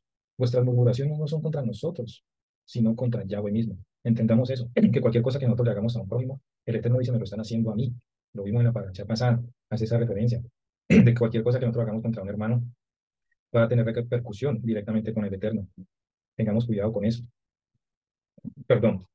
Vamos a 1 Corintios 10, también otra referencia que nos aconseja Pablo. 1 Corintios 10, capítulo 10, verso 11. 10 y 11 dice, ni murmuréis, como algunos de ellos murmuraron y perecieron por el destructor. Y estas cosas les acontecieron como ejemplo y están escritas para amonestar a nosotros, a quienes han alcanzado los fines de los siglos. Y más ahora, ¿no? O sea, Pablo estaba pensando que estaban en el fin de los siglos. Ya han pasado, estamos a punto de culminar esos 6.000 años. Nuestro Mesías ya viene. Tengamos en cuenta estos consejos que nos da Pablo. No murmuremos. Miremos al ejemplo del pueblo. ¿Qué pasó? Hubo castigo. Nosotros enfermamos y si estamos nosotros quejándonos, pues vamos a acarrear esa enfermedad, dolencia. No va a haber solución a nuestro problema, no va a haber claridad en nuestros pensamientos. Lucas 5:30, vamos para allá, Lucas 5:30, y quiero dejar bien claro esto sobre las murmuraciones, amado hermano. Lucas 5:30 dice, y los escribas y los fariseos murmuraban contra los discípulos, diciendo, ¿por qué coméis y bebéis con publicanos y pecadores? Personas que se dedican a eso, están viendo lo que hacen los demás para estar siempre murmurando y estar chismeando. El Eterno dice en Levítico, no andaréis murmurando, chismeando entre tu pueblo, sino que amarás a tu pueblo como a ti mismo. Y aquí vemos Pablo igual aplicando eso. Pablo, Pedro, todos los consejos, todas las instrucciones que da, hasta el mismo Mashiach tenía que confrontar a esta gente. Siempre estaban murmurando, estaban viendo el fallo, cómo encontrarle una falla a nuestro Mashiach para hacerlo caer. Murmurando de toda cosa que hacía, no hacía cosa buena, estaban siempre murmurando. Nada era suficiente para ellos. Estás en la misma situación, ¿no, hermano? Estamos en esa misma situación de estar viendo lo malo, cómo acercar a un hermano, cómo criticarle su buena voluntad, lo que quiere hacer, cómo quiere avanzar, cómo quiere llevar adelante la obra, el pastor. Estás viendo cómo, en qué momento el pastor puede caer para criticarle, para murmurar. No estás viendo las cosas buenas a tu alrededor. Lucas 15:2. Vamos a ir a Lucas 15:2. Dice, y los fariseos y los escribas murmuraban, diciendo, este a los pecadores recibe y con ellos come. Viendo siempre lo malo. ¿Qué estamos viendo nosotros en los demás? No permitamos que ese pensamiento, ese espíritu de murmuración entre en nuestra vida y destruya nuestra vida. No, construyamos. Miremos lo bueno en la vida, amados hermanos. El pueblo clama por ayuda a Moshe. Vemos entonces que después de esto, el pueblo clama a Moshe por esa destrucción que vino y acaban de pasar esa destrucción de fuego, donde murieron muchos, y aún así siguen con lo mismo. Este es el otro pecado de la murmuración que cometieron ellos. Y llamó a que, entonces el pueblo clamó a Moshe, ¿ya? Ardió su ira, y ese campamento se encendió, y el pueblo clamó por. ¿Qué es lo que pasa cuando hay grandes catástrofes, cuando hay grandes incidentes en el mundo? Las iglesias se llenan. Un ejemplo de eso fue en el 2001, cuando las Torres Gemelas. Las iglesias en Estados Unidos se llenaron las 2 primeras semanas. Después todo volvió a la normalidad, clamando por esperanza, por solución, por protección, pero después de que ya las cosas como que ya se vuelven normales, pues volvieron al mundo, a lo mismo. Pero nosotros no somos de los que volvemos atrás, a lo mismo, sino que nos aferramos más al Eterno y sabiendo que los tiempos aún se volverán más difíciles. Entonces, en este capítulo vemos esa primera murmuración, eso que trajo tristeza, amargura, opresión. ¿Sí? La gente extranjera tuvo un vivo deseo, dice aquí también. Esos que estaban allí mezclados tuvieron ese vivo deseo e influenciaron al resto. Cuídate de personas que quieran influenciar, que traigan chisme, que traigan cualquier palabrita, una cáscara. Mucho cuidado. Cuando tú ya sabes cómo detectar a alguien que trae un tema que te va a llevar a hablar también. Eso era la Shonara. Influenciaron al resto. Unos pocos. Dice que un poco de levadura leuda toda la masa. Sí, esta multitud mixta que vino allá con el deseo de escapar de Egipto, pero realmente no tenían el deseo de servir al Eterno. Querían huir de allá y pensaron que las cosas iban a ser diferentes, pero ya cuando comenzaron a ver, seguían con la mentalidad y querían contagiar a los demás. Aquí se hace distinción entre los extranjeros y el pueblo de Israel. Cuidado con quién te juntas. Ese es el mensaje aquí. O cuidado con quién te gusta. Te juntas. El verso 4 del capítulo 6, y la gente extranjera que se mezcló con ellos tuvo un vivo deseo. Un vivo deseo. Y los hijos de Israel también volvieron a llorar y dijeron, ¿quién nos diera a comer carne? Influenciaron tanto a los de Israel de querer volver y comenzaron a recordar las cosas. Dice que gratuitamente todas las cosas que comíamos allá, cuando vemos y leemos en la historia que eran cada vez más oprimidos, porque el pueblo se multiplicó y les quitaban la ración y les ponían más trabajos. ¿Cómo así? ¿Qué era lo que estaban inventando? ¿Qué es lo que estaban inventando aquí? Lo único que no querían era cumplir mandamientos, no querían escuchar más palabra del Eterno, no querían seguir más la voz del Eterno, querían regresar allá. Y así pasa mucho, hermanos. Muchos creen que esto es camino de rosas, pero no es así. Es para el que persevere, es para el que lucha, el que entiende que es de la mano del Eterno que debemos andar y no de nuestras propias fuerzas. Que si venimos con una expectativa de recibir, recibir y recibir, y esa fue la falsa esperanza que muchos recibimos en el cristianismo de prosperidad y seguíamos en la misma situación. Ahora vemos cómo el Eterno ha roto todos esos esquemas y nos está mostrando la verdad, que dependemos completamente de Él y esto no es un juego de lotería, esto no es un juego de adivinación, de suerte, no. Es algo que debemos trabajar día a día, de la mano con el Eterno. Entonces el pueblo pide carne inmediatamente después de pasar la prueba del fuego, imagínense. Pasan esa prueba del fuego y ahora comienzan a murmurar pidiendo carne, añorando volver a Egipto. Y eso fue que también el Eterno eh, los llena de ira, ¿sí? Añoraban volver atrás, inventando, ilusionado disculpas, hermanos, allá no la estaban pasando bien. Por esa razón salieron de allá. Lo único que les molestaba era escuchar, tenían comezón de escuchar la palabra del Eterno y cumplir los mandamientos del Eterno. Aborrecieron la provisión de Yahweh, o sea, el maná, lo aborrecieron, lo aborrecieron. ¿Te pasa lo mismo a ti, amado? La pregunta es, ¿te pasa lo mismo a ti? ¿Me pasa lo mismo a mí? ¿Te hartas de vivir? ¿Cómo estás? ¿Estás murmurando? ¿Te estás quejando? ¿Cómo te ha tratado el Eterno últimamente? ¿Sí? De lo que recibes, te quejas, murmuras por todo. El mismo tema, vamos, hermanos, nos está enseñando el Eterno. Ojo, ojo con los que te juntas, ojo con lo que estás escuchando, ojo con tus reacciones. En el 11:7 vamos a ver algo que sucedió, dice, y era el maná como semilla de culantro. Da la descripción y la composición del maná. Era pan del cielo. ¿Sí? Éxodo 16:14 nos da una descripción más completa acerca de eso también. Vamos allá a Éxodo 16, tengan en cuenta ese capítulo que nos habla de maná. 16:14 dice, cuando el rocío cesó de descender, he aquí sobre la faz del desierto una cosa menuda, redonda, menuda como una escarcha sobre la tierra. Y viendo los hijos de Israel se dijeron unos a otros, ¿qué es esto? Y ahí viene la palabra, ¿qué es esto? Y algo aquí muy, muy interesante sobre esa palabra, que realmente pues se tradujo, ¿qué es esto? Pero en el hebreo era ma. La palabra maná se están haciendo referencia a eso que el Eterno estaba proveyendo. Y ellos murmuraron de ese pan. Dijeron que estaban cansados de comer ese pan. ¿Cuántos rechazaron? ¿Cuántos dejaron el camino del Mashiach? Ese fue el Mashiach. El Mashiach vino del cielo. Ese fue, como él mismo dice, ese es el pan que descendió del cielo. Vamos a ver quién descendió del cielo, qué referencia hay acerca de eso. Vamos a ir A Juan capítulo 6. Juan capítulo 6. Vamos allá. Verso 33. Dice la palabra, porque pan de Elohim es aquel que descendió del cielo y da vida al mundo. Vamos, hermanos, vemos en esta parasha el pan que descendió del cielo, que venía en la noche después del rocío, había una capa primero sobre la tierra de rocío, después descendía el maná y después seguía descendiendo el rocío, o sea, el maná queda cubierto como para protegerlo. Pero aquí nos hace una referencia a la creación. Cuando en la palabra del Eterno dice que él dividió las aguas que estaban por encima del cielo con las aguas de abajo.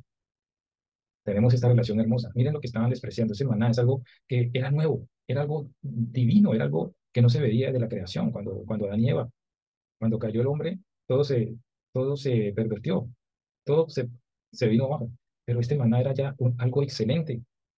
Este maná era especial, amados hermanos. Pero este maná nutría a un grupo de personas, a un pueblo, no a las demás naciones. Era especialmente para ese pueblo. Pero el maná que descendió del cielo, nuestro Mashiach, es para todo el mundo. Se extiende esa bondad para todo aquel que quiera comer de ese pan. Si ven la diferencia, este maná alimenta a un grupito, alimentaba a un grupo, ¿sí? Fue algo sobrenatural.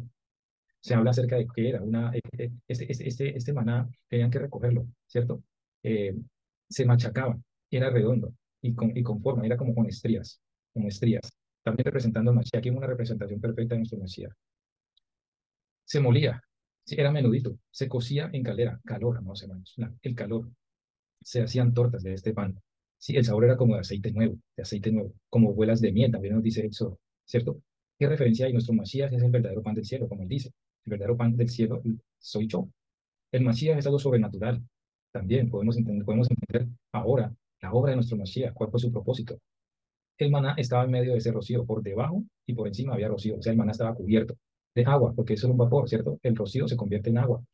¿Qué nos dice Génesis capítulo 1? Lo que yo les decía, que esto hace una alusión a la creación. ¿Qué estaba entre agua? Pues la tierra. Vimos allí a Génesis capítulo 1, verso 7, dice, e hizo Elohim la expansión y separó las aguas que estaban debajo de la expansión, o sea, los mares, ríos, lagos, lagunas, de las aguas que estaban sobre la expansión. O sea, hizo una expansión que dividió las aguas que estaban abajo con las aguas que estaban arriba. Estaban sobre la expansión, sobre la expansión. Hay una expansión, imagínense, hay una expansión. ¿Qué es la expansión? Dice que sobre esa expansión hay agua. Entonces vemos una alusión aquí, el maná, a la creación, a esa división, esa cobertura que había sobre la tierra. O sea, al principio bajaba un vapor, ¿sí? Que cubría la tierra. Bendito sea nada por tu palabra. Éxodo 16:14 ya lo leímos acerca del maná. Y Números 11:9 y Génesis 1:7 tienen una correlación acerca de lo que era el maná cubierto por encima y por debajo de un rocío. Y vemos en la creación entonces esa imagen de cómo el Eterno divide las aguas que están arriba con las de abajo. El maná era Kadosh, nunca antes visto desde la creación. Y esto fue despreciado. Nuestro Mashiach, que vino directamente de los Shamaim, el pueblo, el mundo lo rechazó. Dice que vino a los suyos lo rechazaron. Por esa razón se llevó a cabo el plan perfecto del Eterno, por el rechazo. Rechazamos. ¿Y cuántos ahora, si van a predicar, cuántos se burlan, cuántos odian los nombres, cuántos odian hablar de la fe? Ese rechazo. Igual están rechazando el maná que da vida eterna. Este maná, como dice Mashiach, pues comieron de ese pan, pero murieron. Pero el pan que yo les doy es pan de vida eterna. Así mismo Mashiach era algo nuevo, era el segundo Adán, no el que falló, sino es el nuevo Adán que venció por sobre todas las cosas. Qué importante y qué interesante este mensaje acerca del maná en esta porción. Sí, es esa nueva creación. Nuestro Mashiach dice, Pablo, en 2 Corintios 5:17, que de manera que si alguno está en Mashiach, nueva criatura es. Eso es lo que él hace. Ese maná, come ese maná y vas a ser nueva criatura. Va a transformar tu vida, y te va a dar vida eterna. Él nos hace nuevos. Así como la apariencia y el método de preparación del maná, así nuestro Mashiach fue golpeado. Recordamos cómo ellos preparaban lo que recogían, ¿cierto? Tenían que molerlo, tenían que machacarlo y lo cocían a caldera. O sea, el calor representa la prueba, el fuego representa la prueba. Así nuestro Mashiach fue golpeado, fue molido por nuestras transgresiones. Pasa por la caldera de la prueba. La prueba es como eso, como estar en medio de un fuego. ¿Sí? Ahora, esa palabra que yo les decía, maná, realmente era manhu. Manhu se traduce como manhu, y esa palabra hu es para determinar a una persona, que significa él. Hu. En muchas ocasiones, cuando leemos el hebreo, en el Nuevo Pacto, Mashiach dice, Anihu, yo soy él. Anihu. En varias ocasiones podemos leer ese hu que hace representación, yo soy él. ¿Ya? Yo soy, es decir, yo soy él. Ani, yo soy él. Se refirió muchas veces para contestar una pregunta. Yo soy él. Y en Isaías 43:10 podemos leer ahí exactamente en la Reina Valera, muy buena esa parte de esa traducción. En Isaías 43:10 vemos esa referencia. Cuando dice en el verso 10, vosotros sois mis testigos, dice Yahweh, y mi siervo que yo escogí, para que me reconozcáis y creáis y entendáis que yo mismo soy. Esa palabra que yo mismo soy en el hebreo la traducen como ki anihu, porque yo soy él. Antes de mí no fue formado Elohim, ni lo será después de mí. O sea, palabra de unicidad aquí. Yo soy él, antes de mí no fue formado Elohim, y después de mí tampoco lo habrá. Mashiach digo, yo soy él. Mashiach en varias ocasiones dijo, yo soy él. Y aquí nos muestra, el mismo Abba tuvo que descender ese maná para ofrecerse a sí mismo. ¿Amén? Esto es poderoso, ¿no? Entonces esa palabra Mahú es más bien quién es él. Se traducía, ¿quién es? Cuando ellos vieron eso, ¿qué es él? ¿Quién es él? Es una alusión perfecta y profética del Mashiach viniendo a salvar a sus ovejas. ¿Sí? Mateo 26, 67, 68 dice el Mashiach, el maná del cielo. Vamos a ver esta referencia. Mateo 26, 67, 68, dice, entonces le escupieron el rostro y le dieron puñetazos, y otros lo bofeteaban diciendo, profetízanos, Mashiach, ¿quién es el que te golpeó? ¿Quién es? Ahí vemos esa palabra, ¿quién es él? ¿Quién es él? Ahí está la referencia de Manhu, esa palabra Manhu, que se traduce para describir lo que era el maná. Es decir, aquí se usa en el Nuevo Testamento, ¿quién es él? Manhu, en el hebreo. Pero mire, entonces nuestro Mashiach, ese pan también fue torturado, fue golpeado, fue amancillado, mejor dicho, tratado como se trataba para preparar el maná en el desierto. Es algo profético, ¿no? O sea, hermano, golpeado, magullado, y le preguntan quién es él, quién te golpeó, y sin saber que estaban tratando con el maná del cielo, que traería vida a todo aquel que come de él.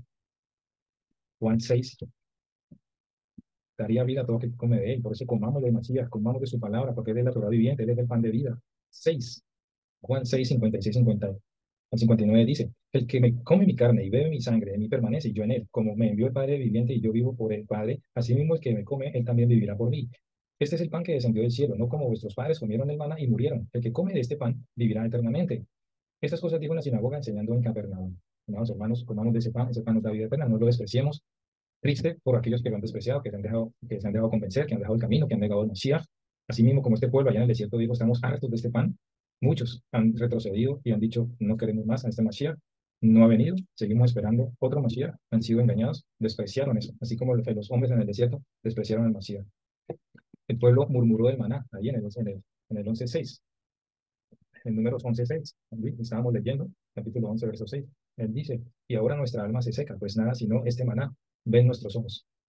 Es un despotismo tratar de esa manera lo que el Eterno le está ofreciendo, ese maná puro del cielo, ¿no, hermano? Lo que no se veía de la creación. Tremendo, tremendo. Así mismo lo desecharon los escribas, fariseos y los líderes, desecharon a nuestro Mashiach.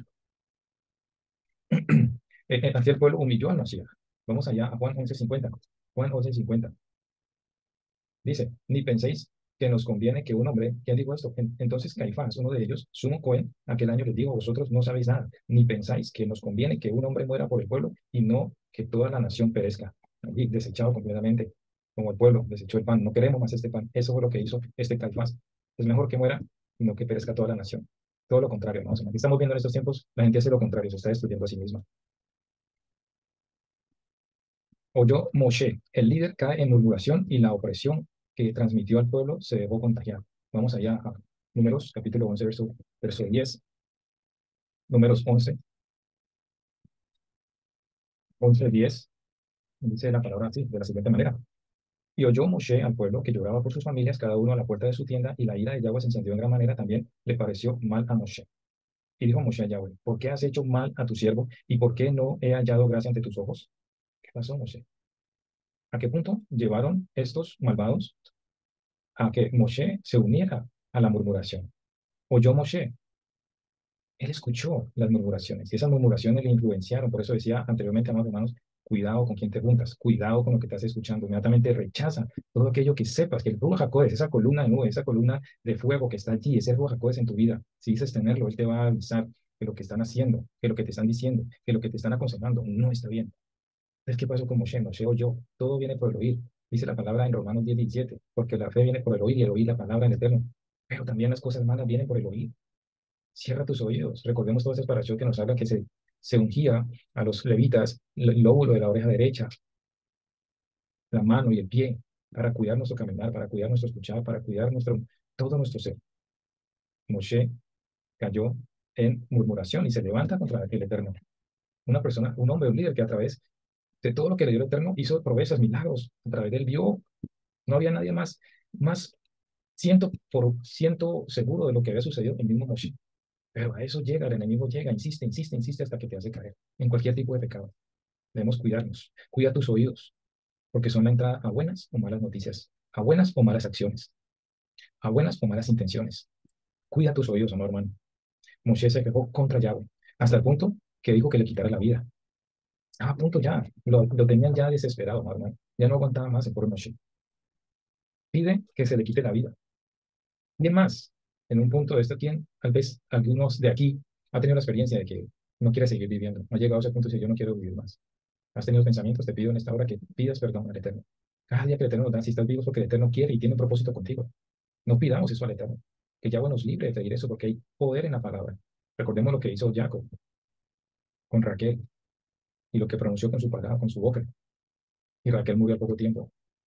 Recordemos lo que pasó, también la situación que vivió Jefté, que dijo después de ganar esa victoria, dijo, cuando entrara y la primera cosa que saliera, la ofreceré a ti. Y su hija tuvo que haber sido ofrecida, no se pudo casar nunca, ¿cierto? Hay una cierta discusión en cuanto a eso, si murió o no murió, si fue ofrecida o no ofrecida. Lo más probable es que no fue ofrecida y tuvo que quedarse soltera toda la vida. Pero bueno, el tema es eso, que en la palabra hay poder, como dice Proverbios. Tenemos que tener cuidado con lo que pronunciamos. Moshe pide al Eterno que le quite la vida. ¿Quién más pidió también que le quitara la vida? A un momento de depresión. ¿Sí? Esos momentos pueden llegar, pero no te puedes permitir disfrutarlos. No te puedes permitir que te abrumen tu vida y que se poseen en tu vida. Debemos rechazarlo inmediatamente. El Eterno nos ha dado herramientas. No nos ha dado un espíritu de temor, ¿sí? Sino de poder, de amor y de dominio propio. El primer libro de Reyes, capítulo 19, verso 3-4, dice, viendo pues el peligro, se levantó y se fue, hablando de Elías, y se fue para salvar su vida, y vino a Berseba, que está en Judá, y dejó allí a su criado. Y él se fue por el desierto un día de camino, y vino y se sentó debajo de un enebro, y deseando morirse, dijo, basta ya, oh Yahweh, quítame la vida, pues no soy mejor que mis padres. Llegó al punto. Después un hombre también de Elohim, un varón de Elohim, que vio las proezas de lo que pasó allá con la lluvia, con los profetas de Baal. Podemos correr ese peligro, amados. Si has visto el milagro y la mano del Eterno durante toda tu vida, no permitas que estos ejemplos nos sirvan a nosotros. Cuidado con lo que pronunciamos y volvernos contra el Eterno es peligrosísimo. Vamos allá, Job, capítulo 2, verso 9-10. Job, sabemos la historia de Job, un libro que enseña la integridad, la valentía, la perseverancia de este varón. Job, capítulo 2, verso 9-10 dice, entonces le dijo su mujer, ya no es Job mismo, sino que alguien habló a su oído. Fue alguien muy cercano. Cuidado, nosotros como cónyuges ir a decir cosas en contra de nuestra esposa o a dar un mal consejo a nuestro cónyuge o cualquier persona que sea. Entonces le dijo a su mujer, ¿aún retienes tu integridad? Maldice a Dios y muérete. ¿Se imagina? Ese tipo de consejos. Viendo a su mujer todo lo que le había pasado, si sigues creyendo en ese Dios, lo que hablábamos ahora, rechazaron el maná. Esta mujer le estaba pidiendo a su esposo que rechazara ese maná, pero este hombre sí tenía claro qué era, quién era Elohim y qué esperaba Elohim. Él le respondió, ¿cómo suele hablar cualquiera de las mujeres fatuas? Has hablado. ¿Qué? ¿Recibiremos del abacados o del Padre el bien y el mal no lo recibiremos? En todo esto, no pecó con sus labios, los labios, la lashon hara. Debemos ser prontos para oír y tardos para hablar. Sabio esto, hermanos. Integridad. Números 11:15, ¿qué nos dice la palabra allá en números 11:15? Vamos a leerlo. Dice lo siguiente, y así lo haces tú conmigo, y si así lo haces tú conmigo, yo te ruego que me des muerte, y si he hallado gracia ante tus ojos, y que yo no vea mi mal. Mucho entonces pides al Eterno. El trabajo de liderazgo no es de un solo hombre y no es fácil. Necesita el apoyo, amados hermanos. Necesita el apoyo de todos. Que aportemos, que apoyemos en cualquier área, amados hermanos. Apoya a tu hermano, apoya a tu hermana, apoya a cualquier persona. Dale palabras de ánimo. Que seamos ese pueblo que apoya, que nos unimos, un pueblo que se une, que sabe el objetivo que debemos alcanzar. El trabajo de liderazgo no es de un solo hombre. Necesita el apoyo de toda la congregación. Estamos viendo esa situación con Moshe. Cuidado cuando te frustres con lo que dices. Podemos sacar de esta experiencia como Moshe. Cuidado cuando tú te frustres, digas palabras necias. Es importante, hermanos. Moshe pidió la muerte. Y es por eso que su nombre no aparece en una parashá. En la parashá Tetzabé, parashá 20, no aparece el nombre de Moshe. Moshe pidió la muerte y es por eso que no aparece su nombre en esa paracha. Vamos allá a Éxodo capítulo 30, 32, 32, capítulo 31 al 33. Dice la palabra. Entonces volvió Moshe a Yahweh y dijo, te ruego por este pueblo, pues este pueblo ha cometido un gran pecado porque se hicieron dioses de oro, que perdones ahora su pecado y si no, ráeme ahora de tu libro que has escrito. Y Yahweh respondió a Moshe, el que pecare contra mí, a ese raeré yo de mi libro. Ve pues ahora, lleva a este pueblo a donde te he dicho, y he aquí mi ángel irá delante de ti, pero en el día del castigo yo castigaré en ellos su pecado. Y Yahweh hirió al pueblo porque habían hecho el becerro que formó Aarón. Entonces vemos la causa y la consecuencia fue que Moshe no entró a la tierra prometida y segundo, el Eterno quitó el nombre de una parashá que es Tetzabé, la parashá número 20. En el 33:15, de ahí mismo, de Éxodo, 33:15 dice, y Moshe respondió, si tu presencia no ha de ir conmigo, no nos saques de aquí. No nos saques. Y Moshe se negó a ir con el ángel. El Eterno dice, ve porque no voy a ir, voy a enviar mi ángel, ve con mi ángel. También dicen que esto fue una razón por la que el Eterno quitó el nombre de Moshe de esa parasha. ¿Por qué? Porque él le da una instrucción y Moshe se niega a ir con el ángel, con una especie de rebeldía. Si tu presencia no va conmigo, entonces no voy. Moshe clama por ayuda y Yahweh se la da en el 11:16. 11:16 dice, entonces Yahweh dijo a Moshe, reúneme 70 varones de los ancianos de Israel, que tú sabes que son ancianos del pueblo y sus principales, y tráelos a la puerta del tabernáculo de reunión y esperen allí contigo. Yo descenderé y hablaré contigo, y tomaré el ruach que está en ti, y pondré en ellos, y llevarán contigo la carga del pueblo, y no la llevarás tú solo. Entonces Moshe pide ayuda al Eterno, clama por ayuda, yo no puedo solo esto, necesito ayuda, aunque ya habíamos visto que al pie del monte habían ancianos y todo esto, ¿no? Pero algunos de ellos ya habían muerto, y también se comenta que en esta destrucción del fuego, ese castigo del fuego, allí murieron unos de los principales también. Entonces Moshe pide ayuda, y el Eterno dice, tráeme esos 70 varones, esto representando a las 70 naciones de allá de Génesis capítulo 10. Yahweh hace una excepción, una objeción en que Moshe sabe a quién va a elegir. Muy importante saber en la toma de decisiones y a quién se va a elegir para determinado cargo, no cualquier persona, no como lo hacen los políticos en una balota y echan, sale cualquiera allí, no. Moshe, Yahweh tiene certeza de que Moshe conocía a las personas que iba a poner en ese cargo, ¿amén? Es importante para nosotros también saber quiénes de experiencia, testimonio, deben tener para asumir un cargo dentro de la congregación. Moshe sabe a quién va a elegir de estos ancianos, no podría ser a la deriva, no puede ser ahí, adivine quién. Muy importante para todo aquel que está a cargo de una querida o de un ministerio. Muy sabio qué personas se van a poner ahí. Aunque nuestro Mashiach en toda sabiduría y omnisciencia, dentro de los 12 escogió a Judas, que tenía un propósito. Por eso decimos que todo es para bien, Cansule todo, pero tiene un propósito. Pero nosotros debemos ser muy sabios y encomendar al Eterno cualquier decisión que nosotros tomemos. Les ministrará el mismo Yahweh del espíritu que hay en Moshe. Mire la importancia o lo bonito de todo esto, que el Eterno respeta tu espacio, lo que te ha dado. Dice que ese mismo espíritu que había puesto, o sea, el mismo espíritu de Yahweh que está en Moshe, del espíritu de Moshe le iba a dar a ellos. No dijo, no lo apartó, dijo aparte de que yo les voy a dar de mi espíritu, no, del espíritu que había en Moshe le repartió a ellos. Que nosotros contagiemos a los demás la manera de nosotros de vivir, de vestir, de impresionar, de dar testimonio a los demás. Eso también de que cada persona quiera, en caso, de buena manera, de sana manera, imitar nuestra vida. ¿Sí? La manera no es envidiar, sino anhelar también ser como otra persona, las cosas buenas. Que ese espíritu que hay en ti también sea anhelado por otras personas, que esas personas tomen también de esa parte, de esa experiencia, de lo que aprendieron de ti, que tú seas su mentor, sí, que tú seas su ejemplo. Entonces Yahweh le da del espíritu que había en Moshe a estos. ¿Con qué propósito digo esto? ¿Cuál es la clave aquí? De que el Eterno respeta tu posición, de que el Eterno confía plenamente en tu posición. ¿No ven? El pueblo debería santificarse para comer carne. El Eterno entonces pide que se haga este ritual de purificación. Dice, pero al pueblo dirá, santificaos para mañana y comeréis carne, porque habéis llorado en oídos de Yahweh, diciendo, ¿quién nos diera a comer carne? Ciertamente mejor nos iba en Egipto. Yahweh pues os dará carne y comeréis. Pero miren, esto que parecía una bendición, o que el Eterno iba a complacer el deseo, y nos está enseñando a nosotros algo, que aquí había un tipo de rebeldía, aquí había un capricho del pueblo, y esas situaciones las vemos mucho más que todo en nuestros hijos, que ellos se encaprichan con algo y quieren obtenerlo, y hasta que no lo tienen no descansan de insistir. Y muchas veces nosotros tuvimos que castigar a nuestros hijos, reprenderlos y enseñarles de que no es de esa manera que las cosas se consiguen. Aquí vemos un pálpito ejemplo, ¿sí? Un puro ejemplo de lo que es la reprensión del Eterno. El Eterno ama a su pueblo, pero también le enseña algo. ¿Están caprichosos? ¿Están rebeldes? Ok, ¿Quieren eso? Se los vamos a dar. Entonces tenemos que tener mucho cuidado nosotros qué es lo que pedimos, si son caprichos o son cosas que realmente necesitamos. Ellos salieron con mucha riqueza de Egipto, salieron con ganados. ¿Qué necesidad hay de saciarse todos los días de comer de carne? ¿Por qué? Si se podía preparar, se podía comer carne. Pero era puro capricho, era simplemente una insistencia, una arrogancia, con querer destruir, con querer dañar, con no querer apoyar, con no querer estar de acuerdo con las decisiones que se tomaban, con los mandamientos que se daban. Eso pasa, amados hermanos. Meditemos en eso, arrepintámonos y unámonos al bien común de toda la congregación. Y comienzan a acordarse que el pescado que comíamos, que de balde, dicen gratis, de los pepinos, de los melones, los puerros, ¿dónde? Si leemos que se le quitó la ración, se le mermó más trabajo, la estaban pasando mal. Pero había aquí solo un propósito, ¿no? O sea, estaban viendo las cosas buenas que había hecho el Eterno, y así pasa. Mucha gente ve solamente lo malo. Está viendo las cosas cómo están progresando y el único interés en lo que se empecinan es en derruir, destruir, derribar.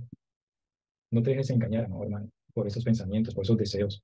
Únete a la causa, como dice, únete a la causa. Entonces, eh, la comida de carne, o mejor, la provisión de carne fue más bien un castigo. Pues sí, estamos viendo que el Eterno le dice, por medio de Moisés, usted no va a comer un día, ni dos, ni 5 días, ni 10 días, ni 20 días, sino hasta un mes entero, 30 días, hasta que os hacéis por las narices, ¿sí? Hasta que os salga por las narices y la aborrezcáis. Fuimos castigados alguna vez, queriendo caprichosamente obtener algo y nuestros padres nos castigaron y dicen, ah, ¿querías esto? Tenga. Esa experiencia, muchos de nosotros la vivimos y entendimos de que de esa manera no se ganaban las cosas. Así que el Eterno les da a comer. Entonces digo, Moshe, aún Moshe viendo las proezas, el poder del Eterno, la capacidad que el Eterno tiene para hacer milagros, Moshe dudó. 600.000 de a pie es el pueblo del medio del cual yo estoy, y tú dices, les daré carne y comerán un mes entero. ¿Qué le pasó a Moshe? ¿Qué nos puede pasar a nosotros, no, hermanos, si comenzamos a permitir que todas esas zorras comiencen a hablar y hagan nido en nuestra mente para debilitar nuestra fe? Eso le pasó a Moshe, debilitó su fe, ya no veía claramente. En estos asuntos ya no estaba viendo claramente. ¿Hasta dónde había llegado Moshe de todo lo que había hecho, había visto? Y ahora preguntarle al Eterno, ¿cómo van a comer carne? ¿Cómo vas a alimentar a 600.000? Y sigue, ¿no? Y se degollarán para ellos ovejas y bueyes que basten. El Eterno hizo el milagro, les dio comida por un mes entero, 30 días. Pero antes, dice, antes que todo, amados hermanos, no nos quejemos. No nos quejemos porque no trae nada bueno. Moshe no entiende cómo daría carne para 600.000 hombres. ¿Se le olvidaron los milagros a Moshe acaso en Egipto? Ya responde, Yahweh responde. En otras palabras, como le digo a Sara. Sí, recordemos lo que le dijo Yahweh a Sara ya, cuando estaba haciendo la promesa de darle un hijo a Abraham. Vamos allá, Génesis capítulo 18, verso 14. Lo que mismo a Abraham también le sucedió lo mismo. 18, 18 verso 14 más. ¿Hay para Elohim alguna cosa difícil? El tiempo señalado volveré a ti y según el tiempo de la vida, Sara tendrá un hijo. ¿Hay algo imposible para el Eterno? Podríamos decir aquí, ¿qué le pasó a Moshe? ¿Qué te está pasando a ti que no le estás creyendo al Eterno? ¿Qué crees que eso es muy difícil para él? Esa sanidad, ese trabajo, ese puesto de trabajo, eso que te estás proponiendo, ese negocio, ¿esto es algo difícil para el Eterno? Si es la voluntad del Eterno, te lo va a dar, te va a prosperar. La importancia de guardar la fe y creerle a Yahweh. Juan 14:1, él dice y nos anima a nosotros, en Mashiach Biblia, antes de partir. Digo, no se turbe vuestro corazón, creéis en Elohim, creed también en mí. Conservemos la fe intacta, ¿no? O sea, la emuná férrea, una emuná auténtica. Miriam también recibió este mensaje de fe, la madre de Mashiach. ¿Dónde le encontramos eso? En Lucas capítulo 1, verso 34. Dice, entonces Miriam dijo al ángel, ¿cómo será esto? Pues no conozco varón. Respondió el ángel, le digo, el Espíritu Santo vendrá sobre ti y el poder del Altísimo te cubrirá con su sombra, por lo cual también eh, el santo ser que nacerá será llamado hijo de Elohim. ¿Sí? Entonces la sorprende con esta noticia y ella dice, ¿cómo puede ser esto? Y vamos allá al 36, verso 36.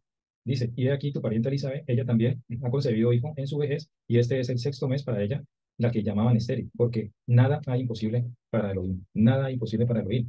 Debemos entender esto, este mensaje de la duda que pudo haber adquirido Moshe, estaba perdiendo el rumbo, estaba perdiendo la brújula en cuanto al poder de Elohim, y hacer ese tipo de cuestionamientos, que eso no nos pase a nosotros, tengamos certeza de lo que le estamos pidiendo al Eterno, según su voluntad, en paciencia, en emuná auténtica, a su tiempo llegará, o sea, a su tiempo tendremos esa paz, esa shalom de aquello que pedimos. Ya puso el Ruach que estaba en Moshe sobre los 70 y profetizaron y no cesaron. Caso similar con el rey Saúl. Entonces el Eterno pone sobre esos 70 y ellos comienzan a profetizar. ¿Sí? Una de las, digamos, eh, experiencias o de las reacciones, como decimos, una manifestación de Ruach HaKodesh puede ser esa en tu vida, cuando tú estás completamente entregado, estás en santidad. El Espíritu Santo puede tomar ese momento y mostrarte cosas, inspirarte, profetizar, hablar en idiomas, en lenguas, ¿cierto? Entonces, aquí vemos esta experiencia que el Eterno pone ese espíritu de Moshe y ellos comienzan a profetizar a esos 70, o sea, los santifica, los aparta para esta labor. Y algo similar pasó con el rey Saúl. Vamos allá. Primera de Samuel 19:20 dice la palabra. Entonces Saúl envió mensajeros para que trajeran a David, los cuales vieron una compañía de profetas que profetizaban y a Samuel, que estaba allí y los presidía. Y vino el espíritu de Elohim sobre los mensajeros de Saúl y ellos también profetizaron. Cuando lo supo Saúl, envió otros mensajeros, los cuales también profetizaron. Y Saúl volvió a enviar mensajeros por tercera vez y ellos también profetizaron. Entonces él mismo fue a Ramá y llegando al gran pozo que está en Secú, preguntó diciendo, ¿dónde está Samuel y David? Y no respondió. Y uno respondió, "He aquí, están en Nayot, en Ramá. Y fue a Nayot en Ramá y también vino sobre él el espíritu de Elohim y siguió andando y profetizando hasta que llegó a Nayot en Ramá. Y él también se despojó de sus vestidos y profetizó igualmente delante de Samuel. Y estuvo desnudo todo aquel día y toda aquella noche. De aquí se dijo también Saúl entre los profetas.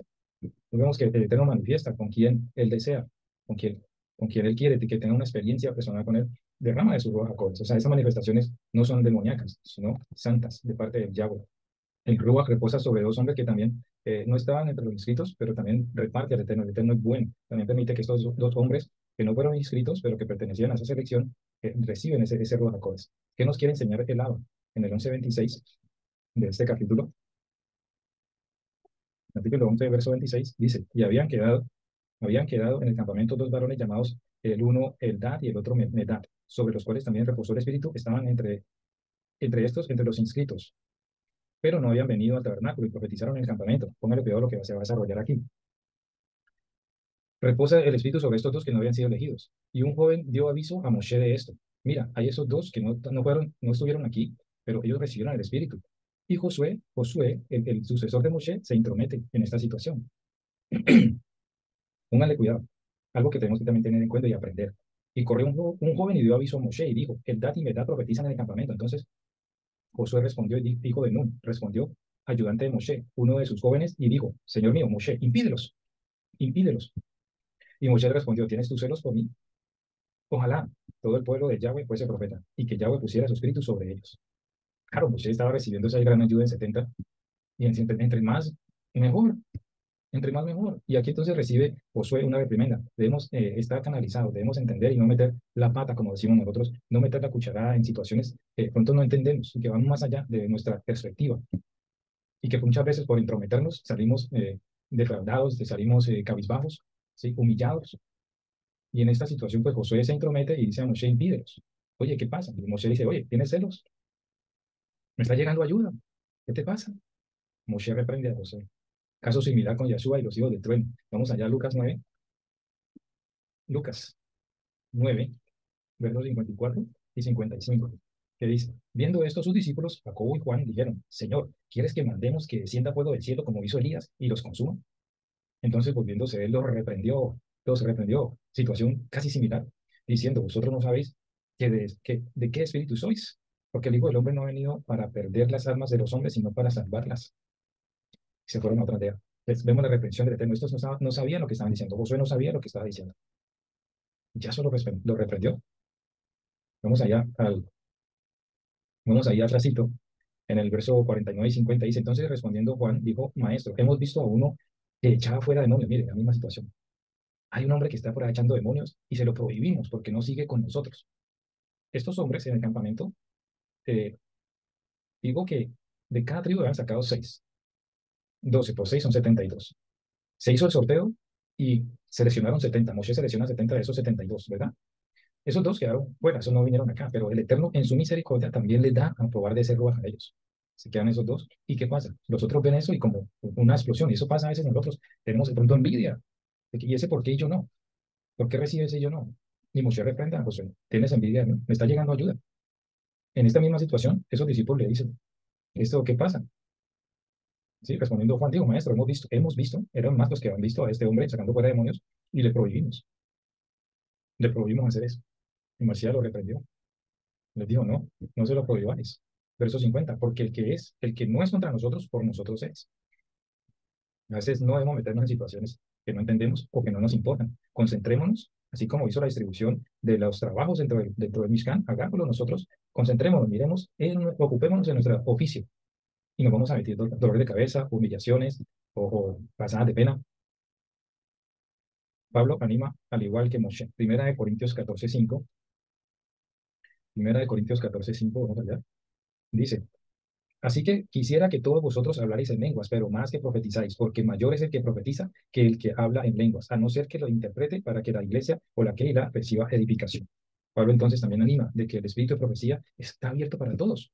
Pidamos ese espíritu de profecía. Mira que hay un común denominador, que la profecía, dice en el capítulo de Apocalipsis, allá al final dice que el espíritu de la profecía es el Mashiach. Anhelemos esos dones, anhelemos de profetizar, que la palabra que está escrita salga a través de nuestra boca para animar al pueblo, para llevar al pueblo a la luz, al arrepentimiento. Por eso es necesaria la profecía. Sí, igual a Números 11:29. Esta referencia aquí en 1 Corintios es una toma de Números 11:29, donde Moshe le respondió, ¿tienes tus celos por mí? Ojalá todo el pueblo de Yahweh fuese profeta y que Yahweh pusiera su espíritu sobre ellos. O sea, no haya ningún problema. Un viento, dice un viento, o sea, un ángel. Un viento representa un ángel, trae codornices. Aquí viene el tema de las codornices, que ustedes pueden ver aquí, en este lado, las codornices. Escogí estas figuras para los temas que se ven aquí. Me faltó solamente el maná.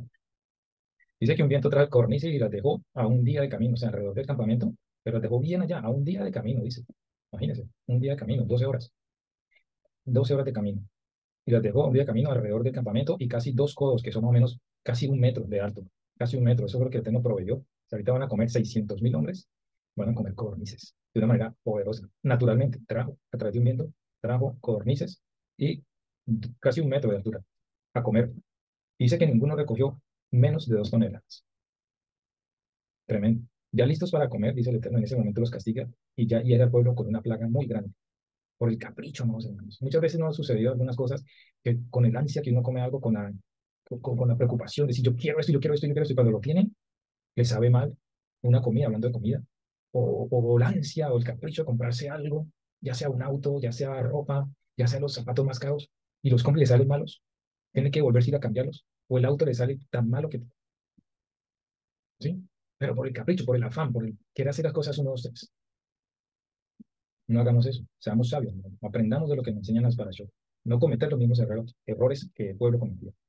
Entonces el Eterno hiere, apenas estaban con eso en la boca, vino una plaga, y se llamó aquel lugar Kibrot Hatava, tumba de los codiciosos, la codicia, ¿sí? Es el mandamiento, el último mandamiento de las 10 palabras que vimos en Éxodo capítulo 20, no codiciarás, no codiciarás, lotahmot, lotahmot, ni la casa, ni la mujer, ni el criado, ni el animal, ni nada, no codiciaron. Estos codiciaron la carne, codiciaron la carne. Ojo con los apetitos de la carne, tanto físicos como el de alimentación. Miriam y Aarón murmuran sobre la mujer cushita, la mujer, por la belleza de esa mujer, murmuran hacer un comentario, están en desacuerdo con algo, y los comentarios rabínicos dicen que era que Moshe se había apartado completamente, que no la atendía y eso. eh, entonces, ese comentario llega a los oídos del Eterno y tuvieron envidia. Bueno, Miriam comienza con ese comentario, Aarón la escucha. Aarón no tuvo el valor de decir, oye, no hables eso. Aarón se contamina. Y Moshe era una persona tan mansa, amados hermanos, que debemos aprender esa mansedumbre, evitar los problemas al máximo. Moshe escuchó eso y a lo mejor no quería problemas. Y él, como un hombre tan manso, yo no voy a traer más problemas con esto. Paso esta ofensa. Pero el Eterno escuchó, ¿sí?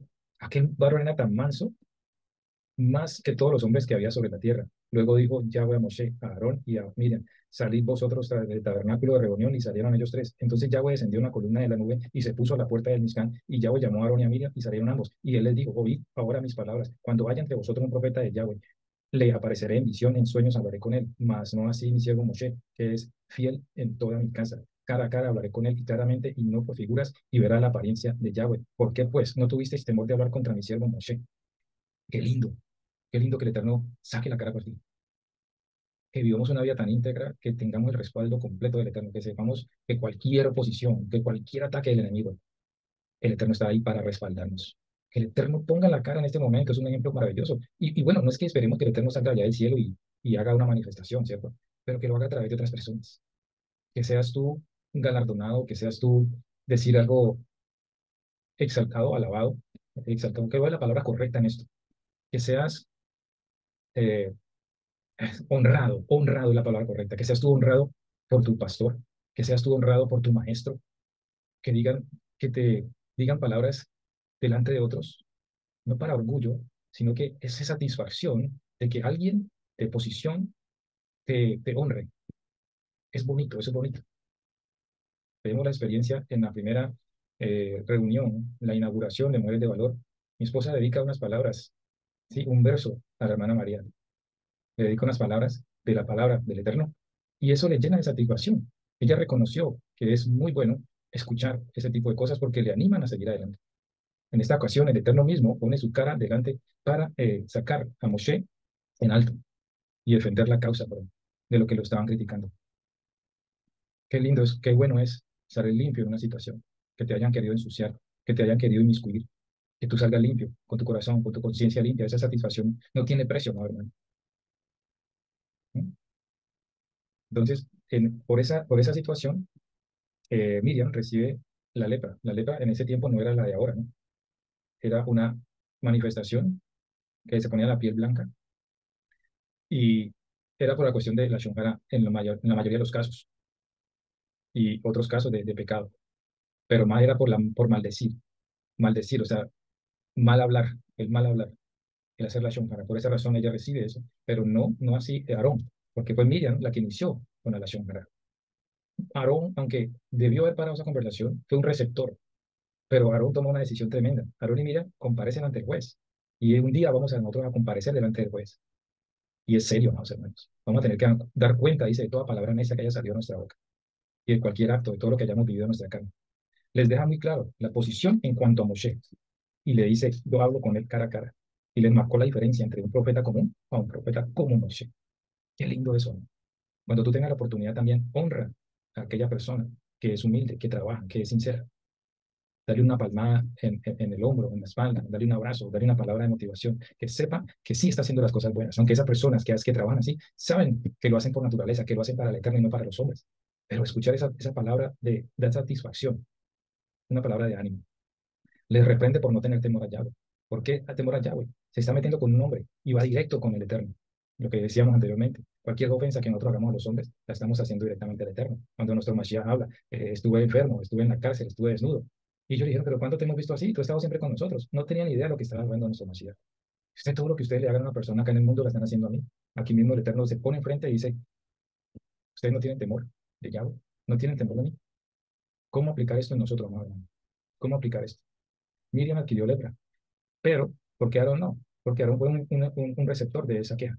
Aarón se incluye en el pecado, y eso es una de las cosas bonitas.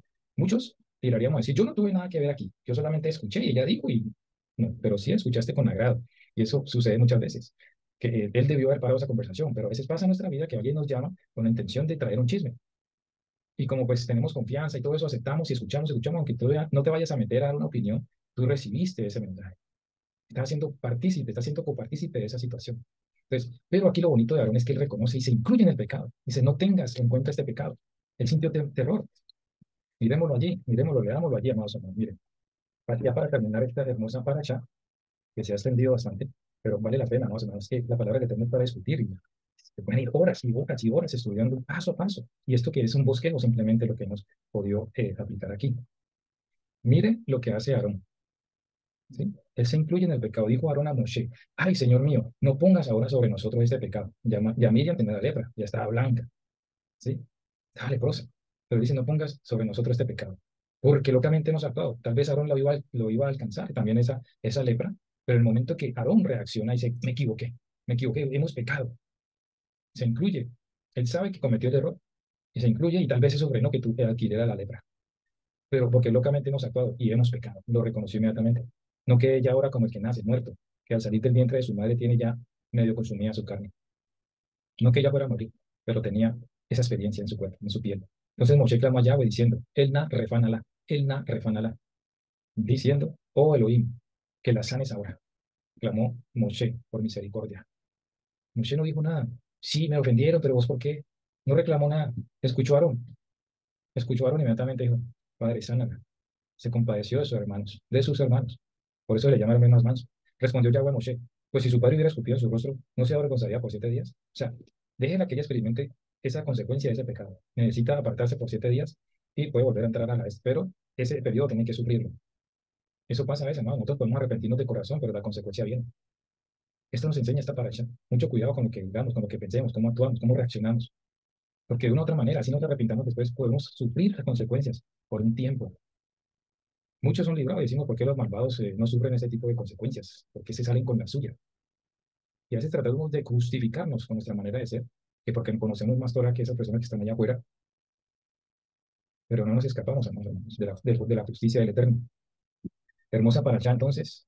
Y ella recibe entonces esa sanidad. Así María fue echada al campamento 7 días y el pueblo no pasó adelante hasta que se reunió Miriam con ellos. Después el pueblo partió de Hazerot y acamparon en el desierto de Parán. Ya estaban en Parán, pero se movieron de un lugar de ese desierto a otro, ya, a otro lugar de allí de Parán. Y con esto concluye esta parashá Bejalujá, que nos enseña cosas espirituales hermosas, nuestra manera de vivir, cómo corregir. Aprendemos qué debemos hacer, qué no debemos hacer, cómo debemos comportarnos, qué debemos escuchar, qué no debemos escuchar, qué debemos hablar. Así que mi amor hermano, que el Eterno le bendiga, le guarde y espero que esto haya sido de gran bendición, que meditemos en todas estas parashot y nos vemos la próxima, la próxima parasha, que es la parasha número 37, viene siendo la cuarta del libro de Bamidbar, o de Bemidbar, y se llama Shelach Lecha, que es envía, envía. Aquí ya vamos a ver entonces la cuestión de los espías y muchas otras experiencias del pueblo en el desierto. Shalom, shalom, amados hermanos, no se olviden de suscribirse, de darle like, y que el Eterno les bendiga y les guarde. Shalom, shalom. Leí trabajo.